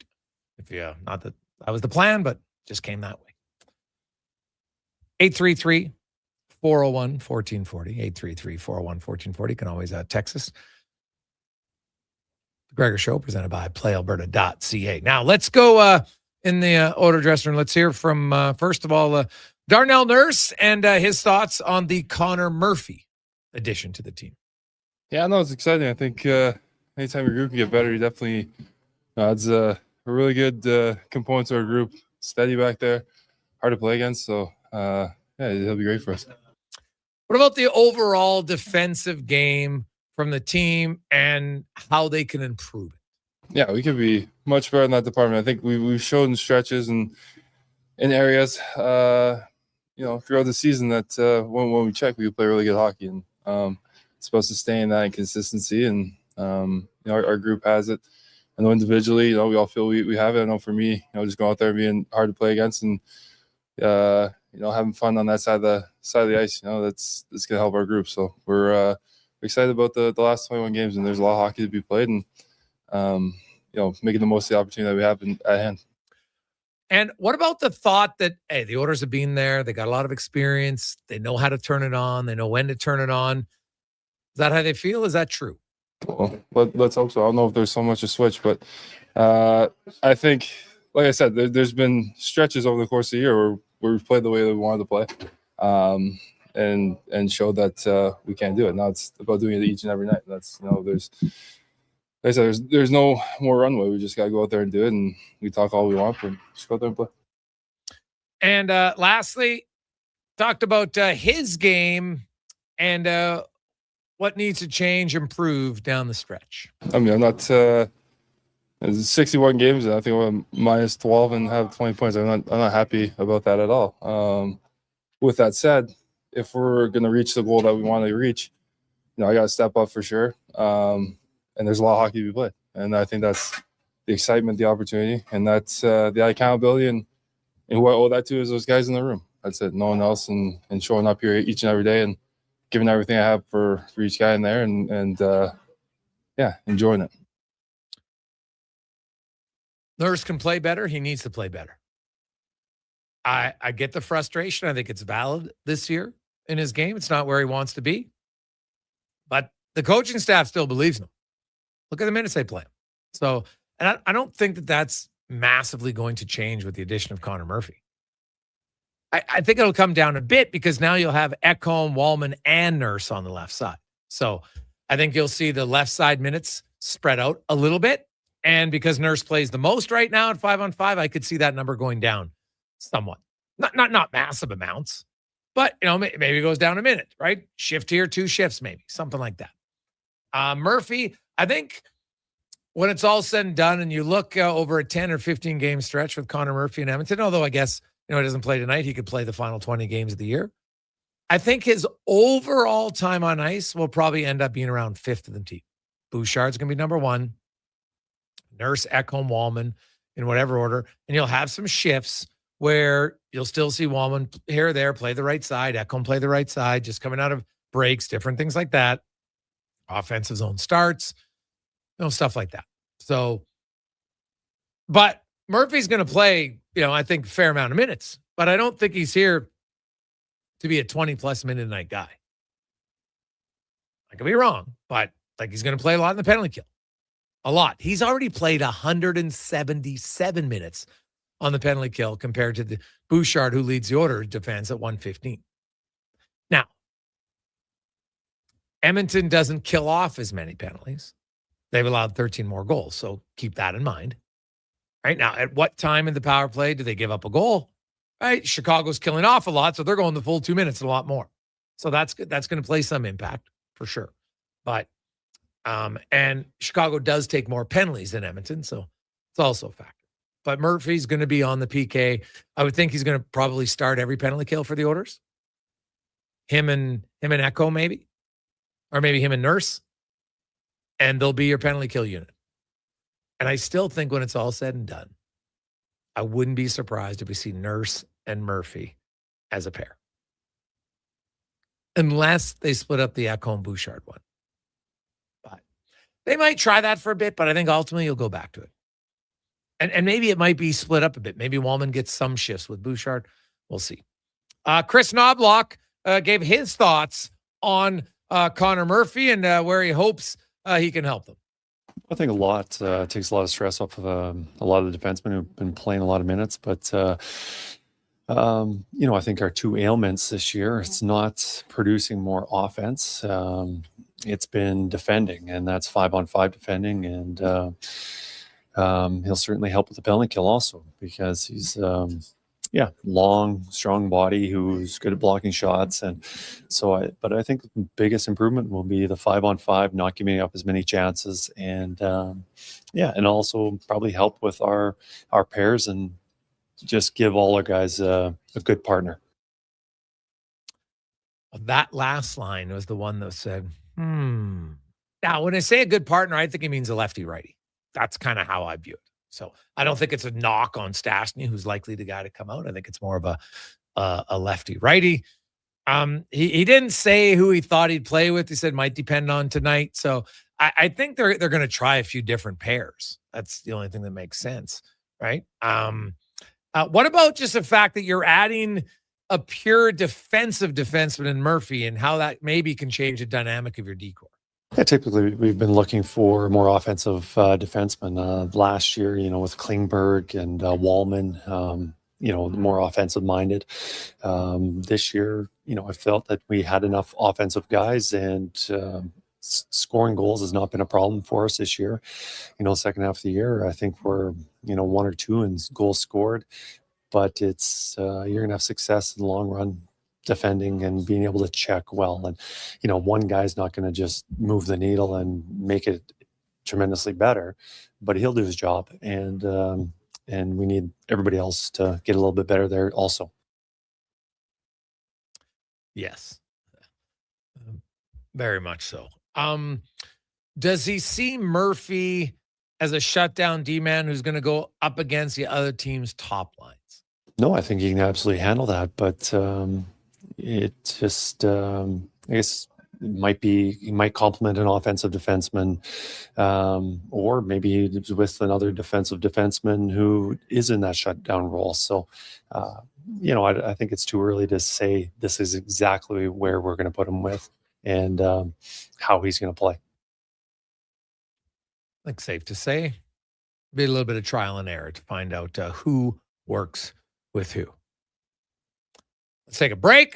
When we return, Mark Spector will join us. He's up for an award. I didn't even know it, Cons. We'll see how he's going to do in that award coming up next. But first, we get to the Con Man and a Sports 1440 update brought to you by Northgate Chevrolet Buick GMC. And March Madness is here. No joke, no giveaways, no phony prizes, just a good old-fashioned deal. Northgate Chevrolet Buick GMC. Check it out, northgategm.com.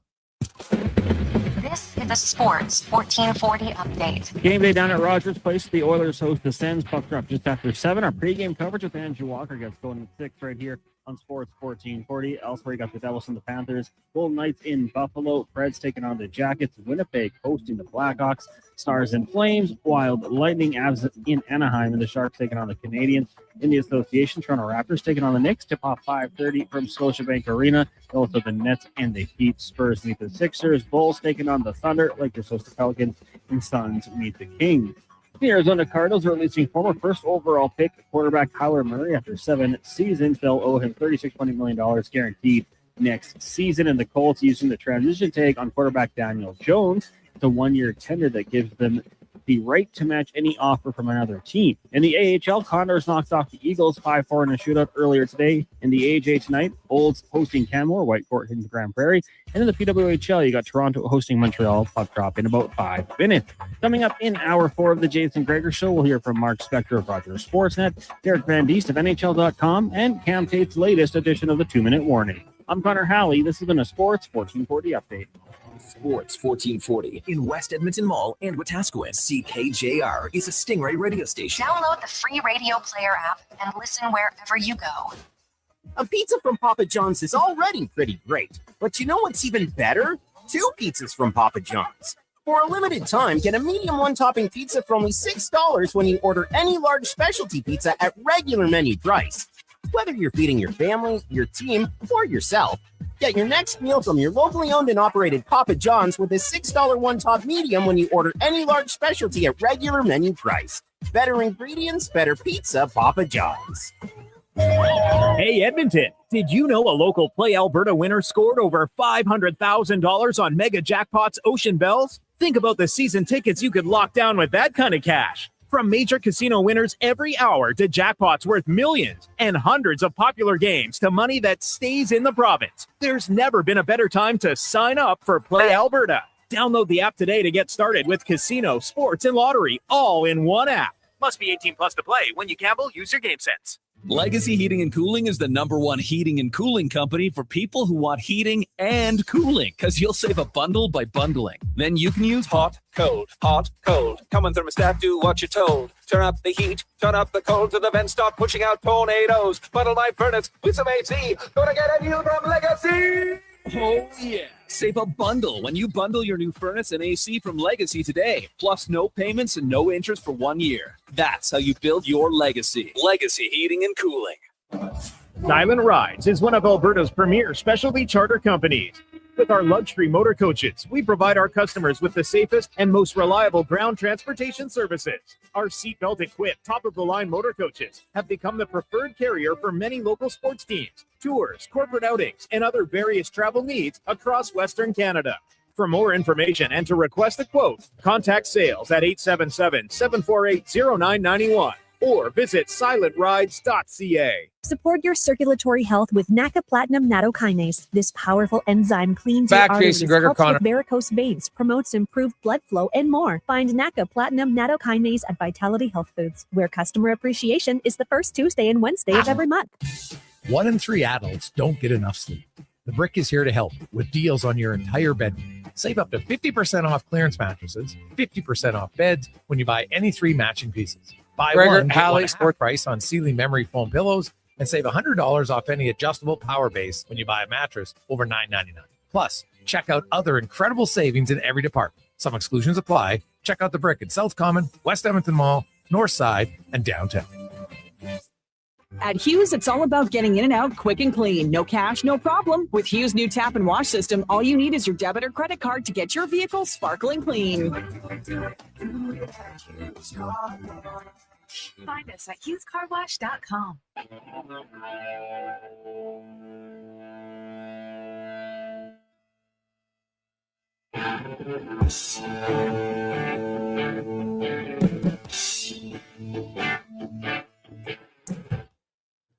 Portions of this hour brought to you by CanTorque. We offer sale, rental, repair, and calibration of hydraulic, pneumatic, and battery-powered torque wrenches, stud tensioners, and flange maintenance equipment. Order today at CanTorque.com.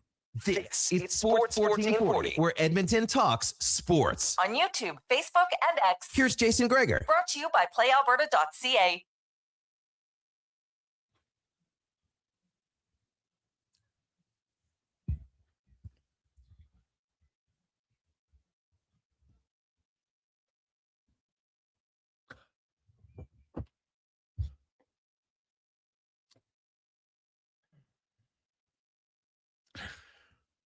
We are 68 hours away from NHL trade deadline 2026. Oh, let the excitement begin. Let it build a little bit. There are some teams like the Columbus Blue Jackets. They played tonight in Nashville. They had a 4-0 lead in New York last night, gave it up, and then won it in overtime. So they got the 2 points. They needed the 2 points. They won it without Werenski. Now they got Nashville tonight. They got Florida on Thursday. They'd love to win both. I think if they win one, I don't see them being a seller. So all of a sudden, Boone Jenner, Charlie Coyle, unlikely. But what if they lose both? Then the Jackets might be like, it's too big of a hill to climb. Let's take some assets. So we'll see. I think there's a few teams in that boat. There's some other teams that are clear sellers, right? We know that. And there's obviously some clear buyers. The Oilers are a buyer. We know that. They bought yesterday. Connor Murphy. Who else can they get? We'll see. But 68 hours. Actually, just under now. The official end. Although we all know the trades trickle in later. But away we go. We'll have wall-to-wall coverage here on Sports 1440 on Friday. So tune in, watch on YouTube. Should be a lot of fun. The Gregor Show, always brought to you by PlayAlberta.ca, and it's Tuesday, $75 million up for grabs tonight. Lotto Max with 12 Max Millions. Get your tickets, PlayAlberta.ca. It's time now for the Spec Report, brought to you by GS Construction for over 50 years. GS has been proud member to serve their communities and work alongside incredible people. And they're looking for some right now. They're hiring experienced top men, pipe layers, and operators. Check out gsconstruction.ca and look up careers for the role for you.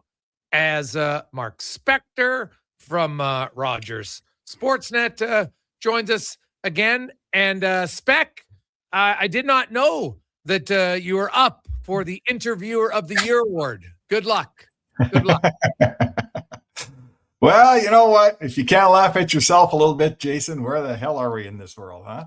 Yeah, it's very true. Yeah, like the Kings betting favorite to land Austin Matthews. Like, come on, like you're not trading Austin Matthews at the deadline when half the league can't acquire him. Like, they're not trading Austin Matthews unless he's, and the same should be said for Connor McDavid. Unless Austin Matthews says to Toronto, "I'm not re-signing. I will not re-sign with you," they may trade him in the summer before his last year of his contract, Austin Matthews. I guess the same would be the same with the Oilers and McDavid, I suppose, right? That's how it usually works when you have a giant asset that's not coming back. Yeah. But not in the summer, not at the deadline. No, that's complete foolishness. Yeah, I would be shocked on that. Yes. Connor Murphy not playing tonight, Spec. I know you talked to Knobloch today. Didn't really get a sense of where you think. So who do you think he's going to play game one with? I don't know. It's Nurse or it's Wallman, right? So on one hand, he's a stay-at-home guy. So usually you like to pair that guy with someone who's got a little more offense, who likes to maybe skate a little bit more, right? Someone who wants to join the rush because they know they got the safety blanket. That's traditionally, sort of Ekholm with Bouchard, right? So that would make me think they'd play him with Wallman. Maybe I'll tell you what, you can't play him with Nurse and then tell Nurse, hey, go skate and follow up the play and be offensive. That's a disaster. So if he plays with Nurse, I think you have two strong defensive guys, a real shutdown pair is what you're looking for. If you feel like you want him to be the solidifying defensive guy with someone who pushes the pace, then you play him with Wallman. Personally, I'd play him with Nurse. What about you? I think ultimately that's what's going to happen. But I wonder, it sounds like we're going to see Wallman with Bouchard tonight based on yesterday. And the coach did say yesterday, hey, there's going to be new D pairs in the game. So who knows how long that lasts. But I wouldn't be shocked if game one he's playing with Nurse or Ekholm. That's who I think it's going to. I think Wallman and Bouchard might get a little bit of a short-term look here, depending on how tonight goes, right? Like, because that if all of a sudden, they have a tough first period, right away they're saying, okay, let's go back to Ekholm and Bouchard. And I get why you do it, because that pair has been pretty good for a long time. But I think they're going to switch up the D pairs tonight, Spec, just because, the team's given up 46 goals in the last 10 games. They've given up the most chances off the rush. They're right near the bottom in quality chances allowed. Like, they give up too much. So you can't just keep going with the same guys all the time. Maybe you got to shock the system a little bit. Yeah. Get them out of their comfort zone, get their attention. I'm a huge believer in that too. Like, coaches mix their forward lines up after 3 shifts in a game, right? Oh, those guys aren't going. That guy's not going. We're going to mix this around. I'm going to move that guy up. Like, Daryl Sutter wouldn't get out of the first period with 4 intact lines unless it was like 3-0 for his team. So, but we're always afraid to switch our defense around. Like, defenses, they finish the game the way they start the game. And Ekholm and Bouchard have been together for what? Pretty much since Ekholm walked in the door here, no? Yeah. So I'm all for switching up the D pair for a while. I don't think it's nearly as big a deal as people make it out to be. And sure, let's take a look at Bouchard with somebody else. I think we've looked at Bouchard with Nurse a lot and not liked it, right? I don't think we like Bouchard and Nurse, but we have never seen Bouchard and Wallman. I think that's an awesome idea. Yeah. So they've only played, they played very limited minutes together, and so it's hard to say. Ends of shifts. Yeah, like it's 35 minutes. It's nothing you can look not at. enough. So they'll try it. The forward lines tonight. Szymanski's obviously up, so he's going to play center. Did Knobloch give me any insight on what his lines are going to be? Nothing. We got no lines out of the morning skate whatsoever. So I don't even know if Szymanski and Howard are actually both here and in town and ready to play. Well, Howard wasn't. Howard got sent back down, dude. He was just a paper transition. Okay, well, there you go. So Szymanski they only got 12 forwards. He's here. He'll be playing. Okay, then if he's playing, I still, like, what are we doing here, I guess, with the 3C hole, I think it's going to be Szymanski tonight. Yeah, so you think it's going to be Szymanski? Like, and what about this everyone's talking about how they're trying to acquire Nick Roy from Toronto, who is basically a 3C. I think on a really good team he's a 4C, but maybe in Edmonton he'll be a 3C. I don't know. What about Henrique? Like, where's he playing? Is he now the 4C around here? What's that do with Lazar? So they got some figuring out to do in the last 20 games. How does Szymanski? I've said it before, and I'm not moving off it. I'm not ready to go in the playoffs and try to win a cup with a third-line center that's played 5 NHL games, Szymanski. He'd have to have one hell of a last 20 games for me to trust him as my 3C going to playoffs. Yeah, that's totally fair. Roy would be okay. I'm not I like Roy. Yeah, I don't mind him. Obviously, he's got experience, everything else. He's a bigger body. He plays. He's not a thumper, but he plays a hard game. That's how I would advise him. He's not running around hammering guys or anything like that, but he plays. He's in the battle. He's in the fight. He's a big, strong guy. And if you put like him and Podkolzin and Frederick, like that could be a hard. I don't mind that line. Yeah, I don't mind that line. That line be hard to play against. So, listen, every roster in the cap era is somehow flawed. No one has a perfect roster here. Okay. So I was talking to a colleague in Toronto, and he said, "Oh yeah, Raw was a third line center here all year, but on a championship team, he's a fourth line center." And I'm telling you right now, like, Edmonton has basically 2 first line centers in McDavid and Draisaitl, right? Mm-hmm. So maybe in Raw and Henrique, they have 2 guys that are kind of 3-4 centers. Like, you don't get to build a roster where it's just perfectly suited 1, 2, 3, 4 in every position, and all your defense are perfect. Like, we don't have that anymore. It's a cap. You do the best you can with what you have. I think Raw would be a nice addition here. I'm all for playing Szymanski, but he's not Nick Raw when it comes to playoff hockey. Sorry, he's not there yet. One guy who I'm not sure would have been a third line center option, but he's being traded. He's probably more of a fourth liner, and no surprise the team he's going to, because their GM loves big bodies. The Minnesota Wild have acquired Michael McCarron from Nashville for a second rounder, courtesy of Mike Russo out of Minnesota. So there you have it. Big body McCarron. And, now some will say, hey, Nashville, they're still in the mix. Yeah, kind of. But, is moving McCarron going to stop them from being in the mix? Maybe not. But does this go deeper? Is suddenly Stamkos or Marchessault on the way out? So something to watch for. So McCarron, it was announced earlier that he wasn't going to play tonight against Columbus. And now it's why? Because he's getting traded to Minnesota. Okay, so, Nashville is one of those teams that, to me, they should be a seller. Now, I'm not in their ownership office, and I don't know how bad that owner wants playoff dates, but I was talking to a scout from there, and he assures me they got lots of money. They want to build this thing the right way. So they're not going to not sell a contract or sell a player for an excellent price this year, I was told, just to get in for the first round and play Colorado and lose. That's not their mandate. So personally, if I know this guy pretty good and I trust his voice, I would tell you that probably Nashville, I'm not telling you they're going to sell the farm, but if someone gives them something that makes sense, especially for one of those big contracts that's not working out like Marchessault, I'll bet you they'd move in a heartbeat. Oh, yeah. I think they totally would. So looking at that division, if you make that division in fourth place, you probably get the Avs, right?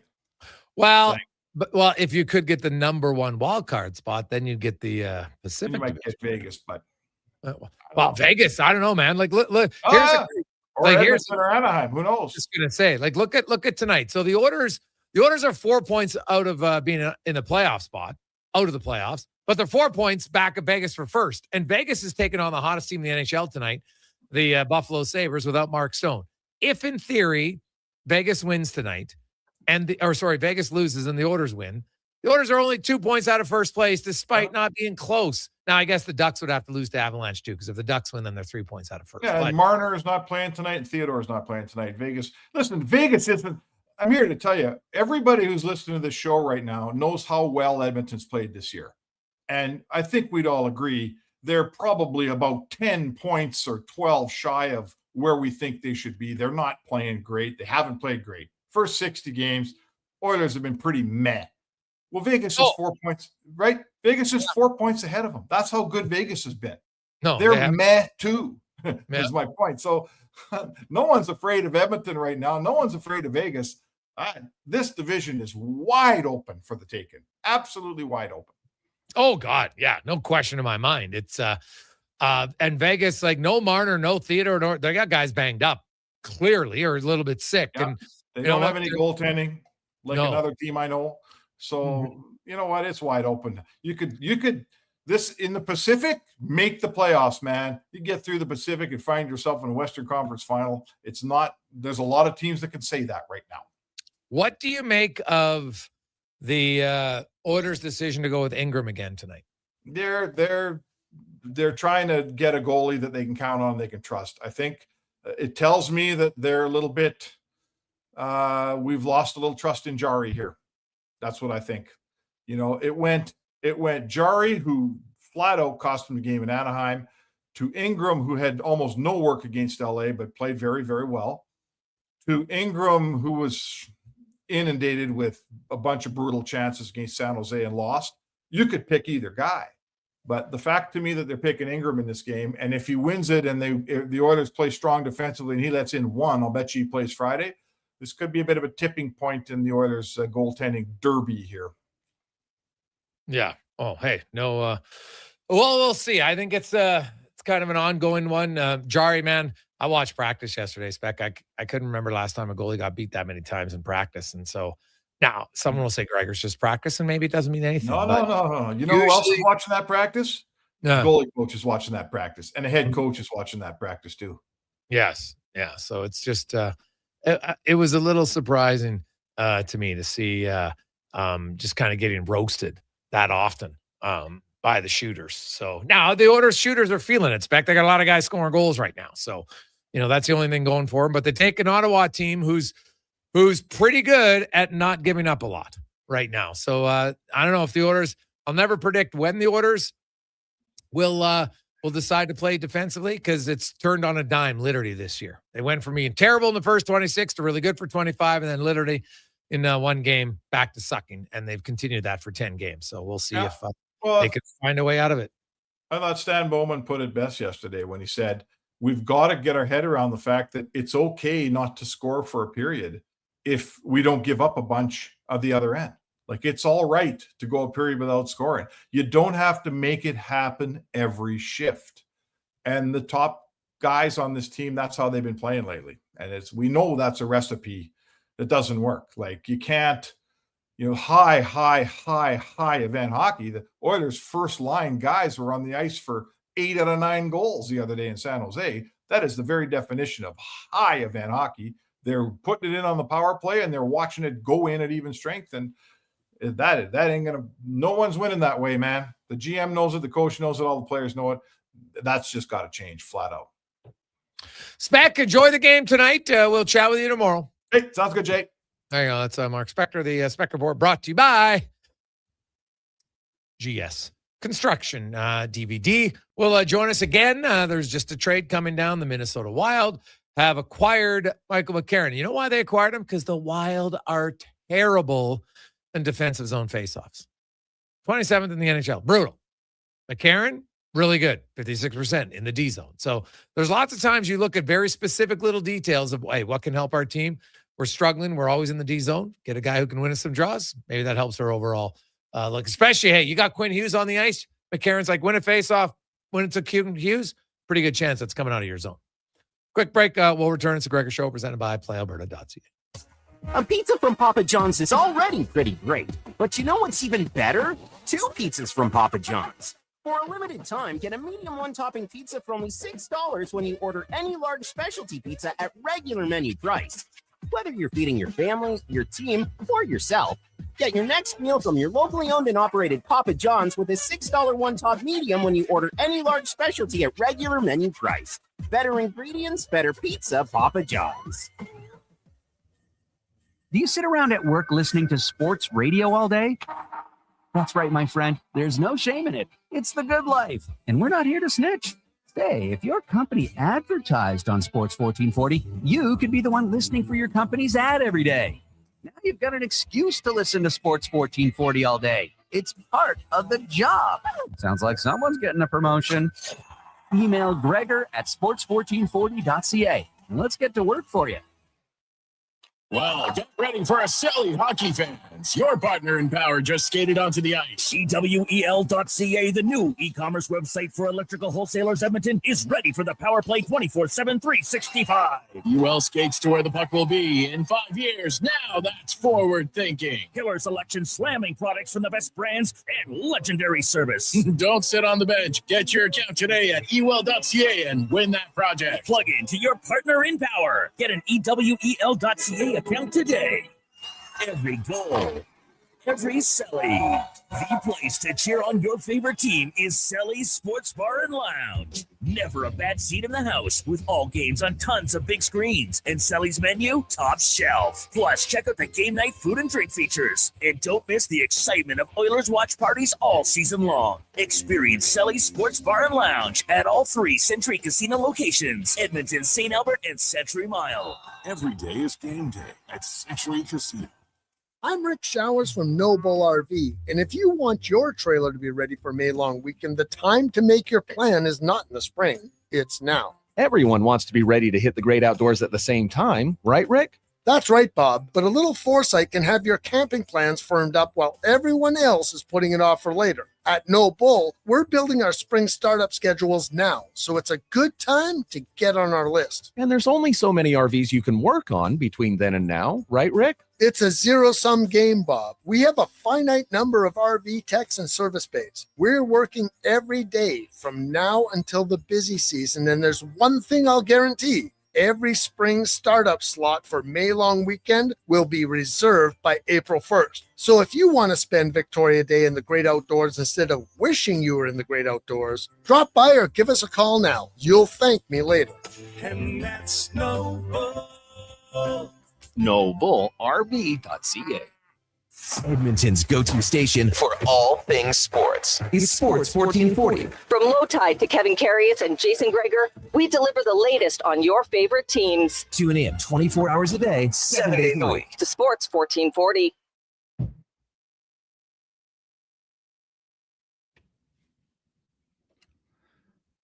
Portions of this hour brought to you by Crystal Glass, your clear choice for residential windows, locally manufactured and installed. Crystal Glass provides beautiful products and incredible customer services for all of your residential needs. Call 310-GLASS or visit crystalglass.ca for a quote. The Jason Gregor Show, the best of Edmonton sports talk and beyond. This is Sports 1440. Presented by PlayAlberta.ca, Alberta's only regulated online gambling website.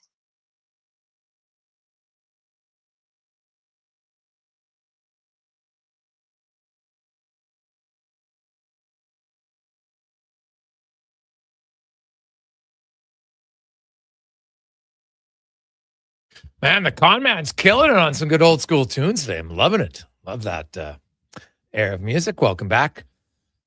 Tuesday edition of the Jason Gregor Show on Sports 1440. Sports1440.ca, YouTube, Facebook, X, Instagram. Thanks for listening. Thanks for watching the show. As always, we appreciate it. Oilers taking on the Ottawa Senators. No Connor Murphy tonight. He will make his debut Friday against the Carolina Hurricanes, but Connor Ingram will start in goal, and you probably are going to see some new defense pairs tonight for the Edmonton Oilers. Let's get to the oil report now, brought to you by Go Auto.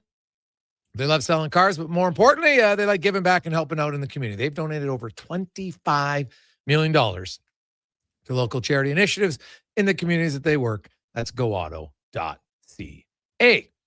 As we are joined by Derek Van Diest from NHL.com. DVD, how you doing? Good, Jason. How you doing today?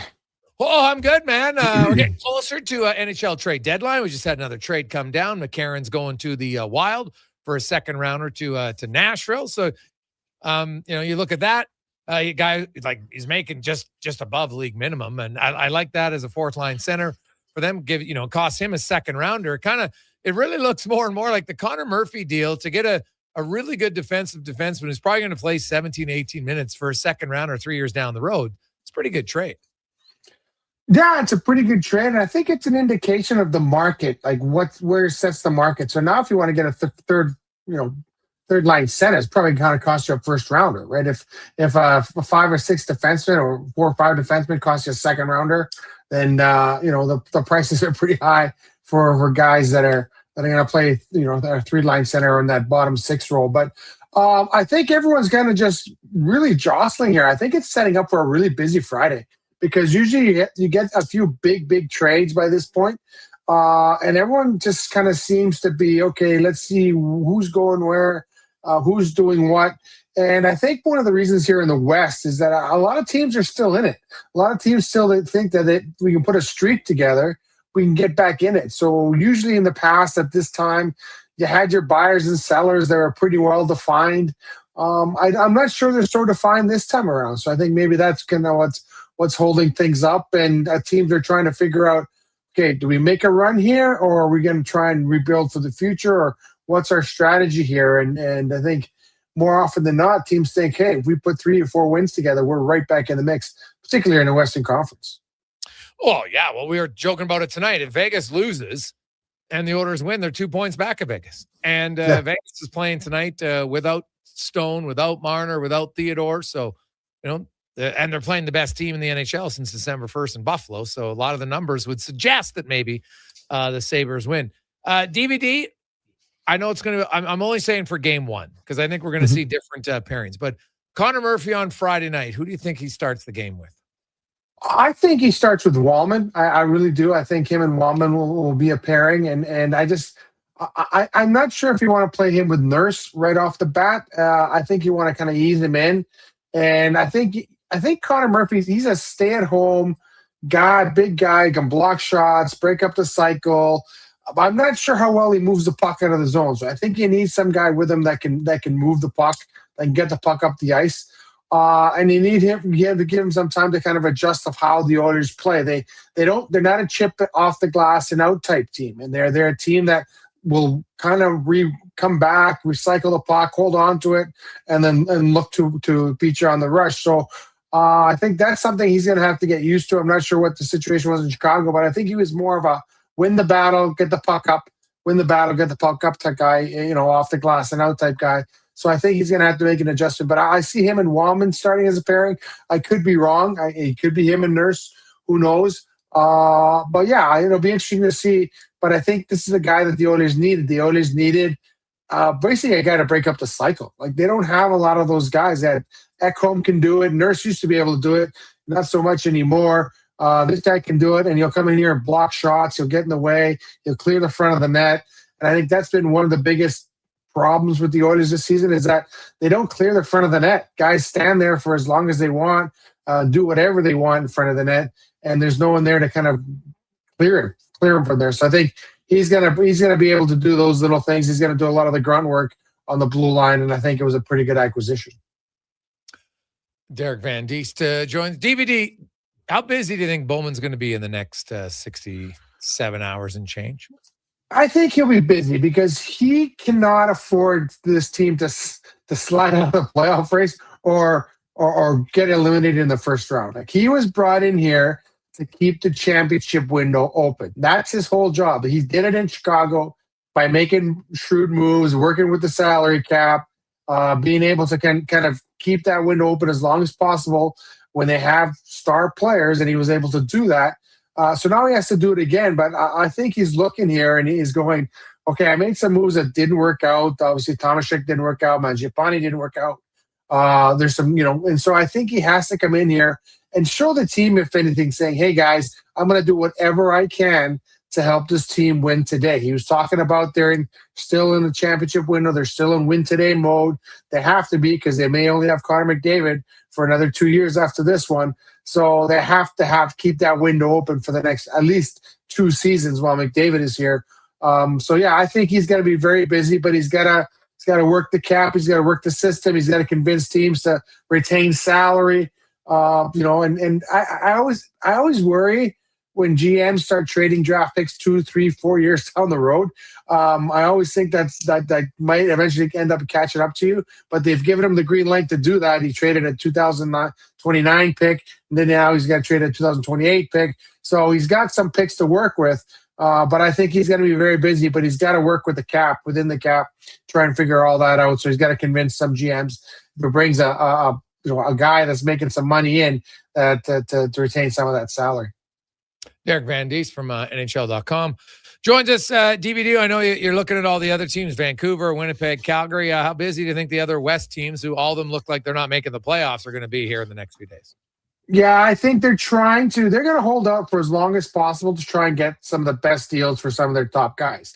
So it'll be interesting to see, if Coleman goes somewhere from Calgary, if Kadri's, they're interested in him to go somewhere. I think Winnipeg's got to look in the mirror and say, okay, you know what?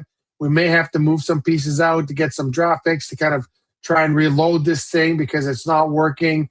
And Vancouver's a mess. Like, I don't know what Vancouver's going to do, how they're going to deal with it, but it's falling apart there. And you look at the situation, and if I'm the owner of Vancouver Canucks, you look at it and go, okay, these guys, it fell apart under this regime. Rutherford and Albion. Do I want these guys to try and put it all back together? I guess that's always the tough question is the guys that kind of blew it up. Why do you want them to try and put it back together? But they have some contracts there that they probably want to move. And I'm not sure what the direction they're going to go, but I think they have to take a long, hard look in the mirror and say, okay, how do we get out of this mess? Because this was a team 2 years ago that were in the playoffs. They were challenging. They took the Oilers to Game 7, and it just kind of all fell apart from there. So it's going to be interesting to see what happens in Vancouver. Well, like you see some of the reports and teams are interested in Elias Pettersson. Yeah, I'm sure if Vancouver's going to retain some salary on him, I don't think anybody's taking his full boat at $11.6 million. There's the Garland rumor, maybe going to the Islanders. Steven Rossner is reporting that out of Long Island, and he's got a new contract that kicks in at $6 million in the summer. Like, I like Connor Garland. I don't like him at $6 million at all. No, I don't. No, he's not a $6 million player. Like, he's a very useful bottom six guy, and he's a very competitive guy, and he's a guy you want on your team, but not at that price. Like, that's pretty steep for a guy like that. And so that might be tough to unload unless, it's going to be tough to unload a guy like that. But yeah, they have some guys like that. Yeah, what happens with Patrick Kane? I don't think, does he have any value around the league? Is he a playoff guy? Who knows? But I think they're just going to try and strip that down as much as possible and try and get whatever assets they can get. So I expect them to kind of wait to the last minute as well. Yeah, Evander Kane, it's his agent, they've already been granted permission to search out a trade. Remember when the Oilers did that for him and they ended up signing with the Edmonton Oilers? So, yeah, exactly. Yeah. I look at Evander Kane, and I think a team, because he's a unique player, but like Evander Kane probably has to recognize that he's going to have to alter his personality and how he goes about things if he wants to stay in the league, and make any sort of salary. That's just the truth here. Like he goes to Vancouver and it has not worked out at all, and they're trying to get him out there. And for a player who plays that physical, and there's no doubt that when Evander Kane is on his game, he can be a difference maker. No one doubts that. It's kind of away from the ice that's more of the issue with Kane, and I don't know if that'll ever clear itself up or not, but I do think a team will take a swing at him at $2.5 million for the rest of the season, just because there's always teams looking for big, strong, physical players who can chip in offense in the playoffs. Yeah, he can help you in the playoffs if he kind of, plays the way he can play, doesn't take the dumb penalties. He's a playoff performer. He can help you out there. So if you're a team and you think you need a bit more grit, you need a bit more sandpaper, you need a guy, and those guys are always going to find jobs on contending teams because that's what's needed in the playoffs. So yeah, I wouldn't be surprised if a team said, okay, yeah, we could use this guy, but also you got to be careful that he doesn't come in here and mess up the whole team chemistry thing. Like that's a big thing. You don't want him upsetting the apple cart. So it'll be interesting to see. But I think there is a market for him, and I think Vancouver, if they can get whatever they can get for him, I think they'd probably do well to kind of move him and let him start somewhere else. DVD, enjoy the night tonight, and we'll wait patiently for the debut of Connor Murphy on Friday. Sounds good. Yeah, I appreciate that. Thanks for having me on. There you go. That's Derek Van Diest from NHL.com. Jason Gregor, Connor Halley with you. Declan Cougar also along for the ride. 833-401-1440. The out-of-town scoreboard, because every night now, as you go down the stretch, you're looking at the out-of-town scoreboard, good or bad for the team. And good news early for the Oilers as Buffalo has opened up the scoring. How about Ryan McLeod? Another point. Zucker scores from McLeod and Rasmus Dahlin. McLeod up to 32 apples on the sea. He's having a hell of a year for the Sabres. The Bruins are leading the Penguins 2-1 for any Blue Jacket fans out there. And also the Capitals are losing 2-0 to the Mammoth. No score between the Blue Jackets and the Predators. Games that interest the Oilers later on tonight. The other one would be the Ducks. They are hosting the Avalanche. Meanwhile, the Sharks, who are 4 points back of the Oilers with 3 games in hand, are hosting the Montreal Canadiens. So those are the games that matter in the Pacific Division tonight. We'll return. We get Cam Tate, the 2-minute warning and more. It's a Gregor Show, as always, brought to you by our title sponsor, PlayAlberta.ca. Action Electrical's projects team takes the field, folks, ready to execute the entire play for new commercial builds. Absolutely. They're masters of design build, sketching strategy from initial blueprints to core electrical infrastructure. The team never misses on complex projects. Known for handling big league constructions and major renovations, ensuring flawless execution, hire the Action Electrical team to bring home a win for your project. Visit actionelectrical.net. Need a new ride for road trips, errands, or just life on the go? Go Auto offers a massive selection with over 15,000 new and used vehicles to choose from. With over 70 locations across Western Canada, finding your next ride has never been easier. Whether it's a roomy SUV for the family, a sleek car for the open road, or a rugged truck for your weekend adventures, you'll find it here at a price you'll love. Explore thousands of vehicles today at goauto.ca. Hey, Edmonton, did you know a local Play Alberta winner scored over $500,000 on Mega Jackpots Ocean Bells? Think about the season tickets you could lock down with that kind of cash. From major casino winners every hour to jackpots worth millions and hundreds of popular games to money that stays in the province, there's never been a better time to sign up for Play Alberta. Download the app today to get started with casino, sports, and lottery all in one app. Must be 18 plus to play. When you gamble, use your game sense. Struggling to find skilled workers? What if you could fill your talent pipeline with motivated, pre-vetted youth and receive funding to support your efforts? At Careers the Next Generation, we connect Alberta employers with interns in skilled trades, IT, agriculture, forestry, and more. All WCB covered, high school accredited, safety trained, and ready to contribute from day one. With 83% of RAP students continuing their apprenticeships after high school, investing in youth today means securing your workforce for tomorrow. Don't wait. Visit careersnextgen.ca to get started. At Fountain Tire, success is a team effort. They're committed to their team members and their customers. And that means treating your vehicle like it's their own and finding solutions that suit your needs. Because whatever the road brings ahead, they're on it with you. Visit fountaintire.com today. NHL Star Sticks are back at McDonald's, and we're celebrating by going bigger. Make that smaller, way smaller than ever before. Collect the set and get one of 7 mini sticks with every NHL Star Sticks meal. Featuring McDavid, Matthews, Quinn Hughes, Makar, Celebrini, Reinhardt, and Montembeau. So get yours while they last. 1 stick per meal purchase. Limited time at participating Canadian restaurants. 1 in 3 adults don't get enough sleep. The Brick is here to help with deals on your entire bedroom. Save up to 50% off clearance mattresses, 50% off beds when you buy any 3 matching pieces. Buy one, get one half price on ceiling memory foam pillows, and save $100 off any adjustable power base when you buy a mattress over $9.99. Plus, check out other incredible savings in every department. Some exclusions apply. Check out The Brick in South Common, West Ed Mall, North Side, and downtown. Hey, Gary, is that your dad? No, this is Evan, the new sales rep I hired. Oh. First impressions matter, but when hair loss takes over, it can feel like you're not being seen for the maverick you truly are. Hi, I'm Dr. Vance Elliott. At Advanced Hair and Skin Surgery, we know that hair loss is more than just a cosmetic issue. It's personal. Let's discuss all the cutting-edge options available so you can make a great impression every time. Book a free consultation today at drvanceelliott.com.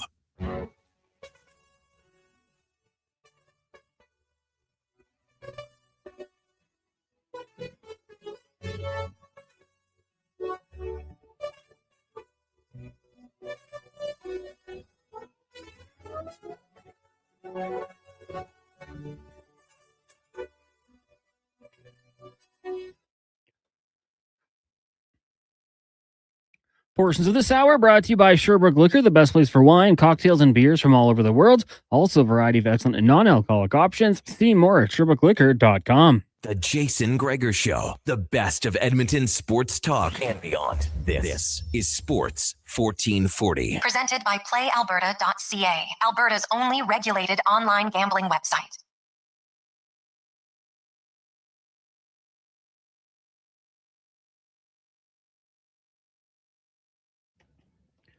Well, welcome back. It is the Jason Gregor Show here on Sports 1440. Connor Halley, Declan Kruger wrapping up the show.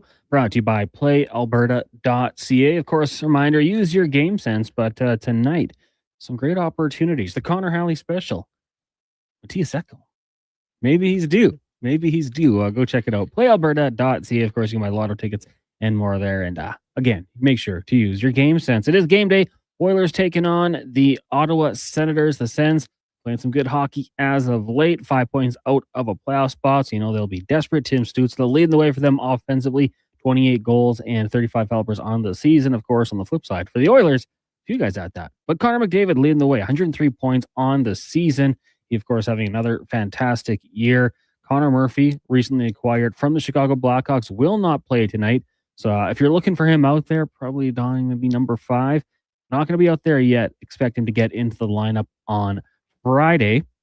Pre-game coverage coming your way as well with Andrew Walker, Donovan Paulson, and Landon Ferraro from 6 till 7. So make sure you keep it locked here on Sports 1440. We are going to get to Cam Tate's 2-minute warning here as well. Should let you know, as just Gregor kind of did a little bit of a rundown beforehand. Games that are relevant to the Oilers. Well, the big one would be the Buffalo Sabres leading the Vegas Golden Knights. 1-0, 3 minutes left in the first period. You've also got the Toronto Raptors in action tonight. It's early on. They trail the next 4-3. Plenty of ball to be played. Right now, though, let's get to Cam Tate's 2-minute warning. Brought to you by Legacy Heating and Cooling, home of no payments, no interest for 1 year on your furnace or AC. Bundle them together and save more. LegacyHeating.ca. Of course, Cam Tate, cerebral palsy, joins us on the show every week. Every day, actually. 5:40 now, topping a vast variety of topics. So let's get right into it. We'll waste no more time. It's Cam Tate's 2-minute warning. Fatherhood. It's a wild, beautiful, sleepless ride. And for Darnell Nurse, it's a brand new chapter, a new baby in the house, a fresh start, and let's be honest, a chance to reflect. Now, I'm no expert on baby gifts, never been a father myself. When I got married, my wife's adult son became my son. So I skipped the diaper duty and late night bottle runs. And with my hands, that's probably a good thing for the baby. But if I were to suggest a gift for Nurse's newborn, it wouldn't come from a store. No price tag, no receipt. It's something bigger. Accountability. Did you catch Nurse's quote on Sports 1440 about, say, an hour ago? I have to step up, he said. Simple words, but they pack a punch. Nurse has been a lightning rod for criticism lately. Fans, media, you name it. But here's the thing. Those words, I have to step up, are the foundation of something every father and every hockey player needs: action. Tonight, Nurse has a chance, not to be flashy, not to be the first star, but to play a solid, confident game. A game where Paul Coffey gives him a quiet pat on the back and says, "Good job." A game that reminds his teammates and himself why he's a leader. Because here's the truth. The best gift Nurse can give his new baby isn't a toy or a onesie. It's pride.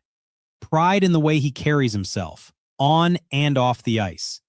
Pride in showing that when the pressure's on, he doesn't fold, he rises.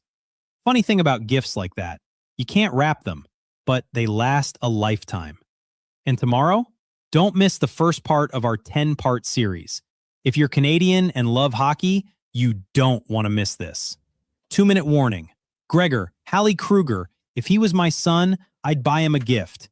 Every day. And me, Cam Tate, Sports 1440. Well, there you go.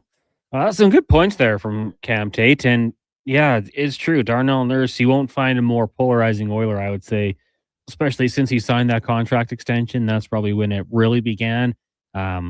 There's been critics for sure. Even when he's played good, he's had his fair share of critics.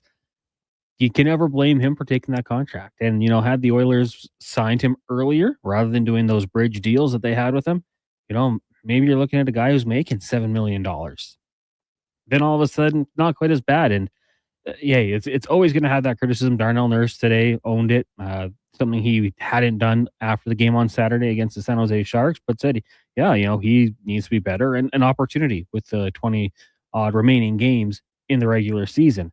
The baby part would be tough. I've always been, I guess I would say I didn't really know until we had ours about how much work a baby is. You always hear about it. You obviously understand it's a lot of work. But even with that, it's more. So, that certainly probably weighs into it just a little bit here.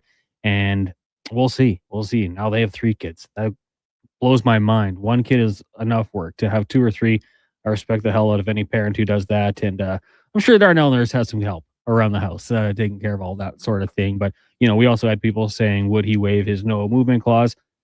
Baby just born? No, I don't think that's going to happen in this situation. And just an opportunity chance for him to get going. I'm getting the cue from Andrew Walker to wrap it up. We'll be heading into post-game coverage in about 12 minutes time here. So that's what he was to plug in his phone. All right. Plug it in the phone. Behind the scenes here for those of you wondering. Text line is 1-833-401-1440 if you'd like to get in on the chat.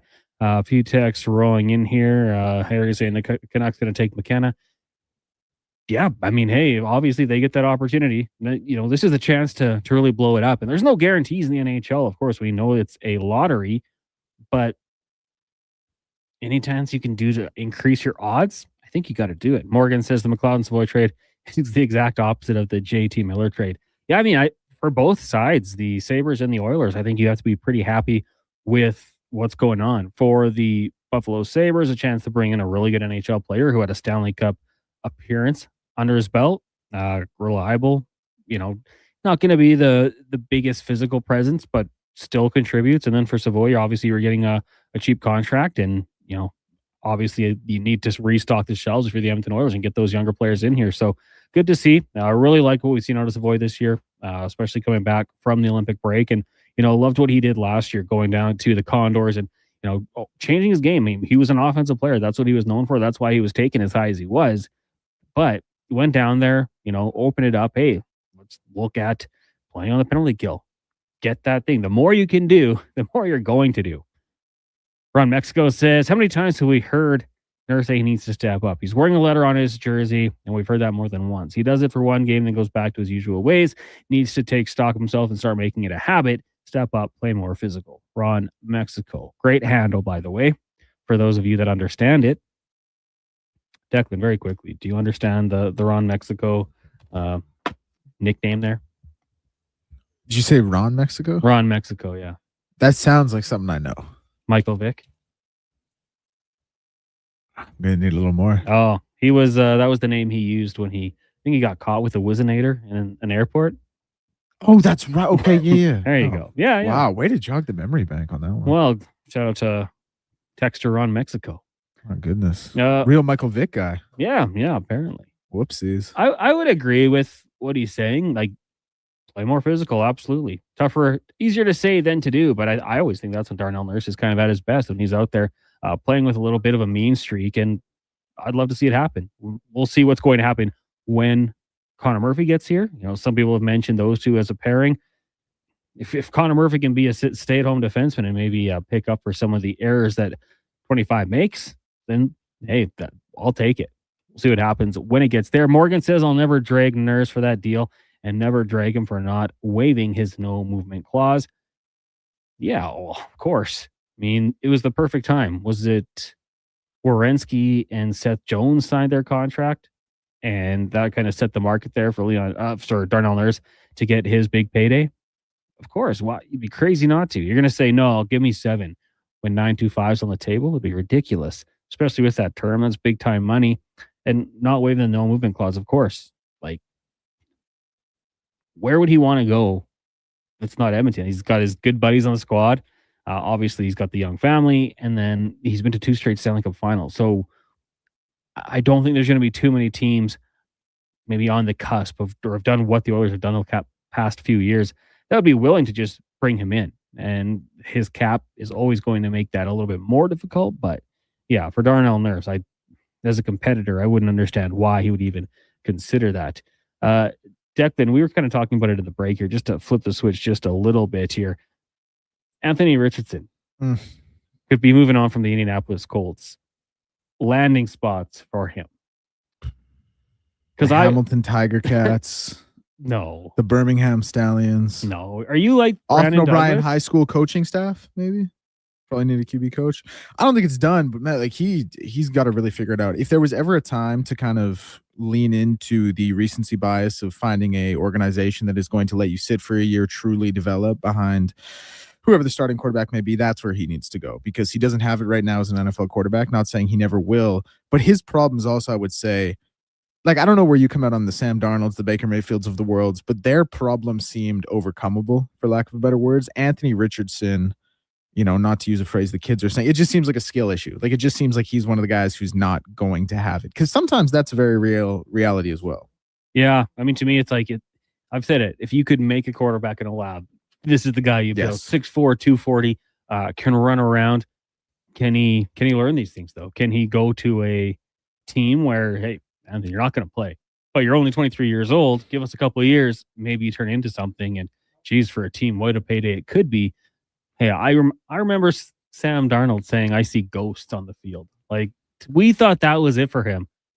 And now he's a Super Bowl champion. So I'm not saying that's the direct career path for Richardson. I agree with you. There's some things that are very questionable. Taking yourself out of a game is a wild, wild move for fatigue reasons, especially as a quarterback. Yep. But I'm intrigued to see what's going to happen this offseason. And, looks like Daniel Jones ends up back with the Colts and AR5 now, probably moving on.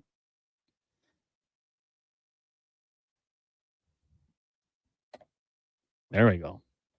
Too many buttons here. That music means we are done. Coming up next, it's going to be pregame coverage with Andrew Walker, Donovan Paulson, and Landon Ferraro. Big thank you to all of our guests for joining us today. Dean Brown, of course, Terry Ryan, Dave McCarthy, Struddy, DVD, Spec, and Cam Tate's 2-minute warning. You can check out all the podcasts wherever you get your podcasts from. Apple, Google, Spotify. Check it out on YouTube on Sports 1440 or Oilers Nation, or head over to jasongregor.com. For Declan Kruger and Jason Gregor, I'm Connor Halley. Thank you guys for joining us on the program today. Up next, Oilers pregame coverage. But first, we'll get to one final Sports 1440 update brought to you by Legacy Heating and Cooling, where the rates never change. No OT charges, furnace repair, and maintenance. Do it now at legacyheating.ca. Have a great night.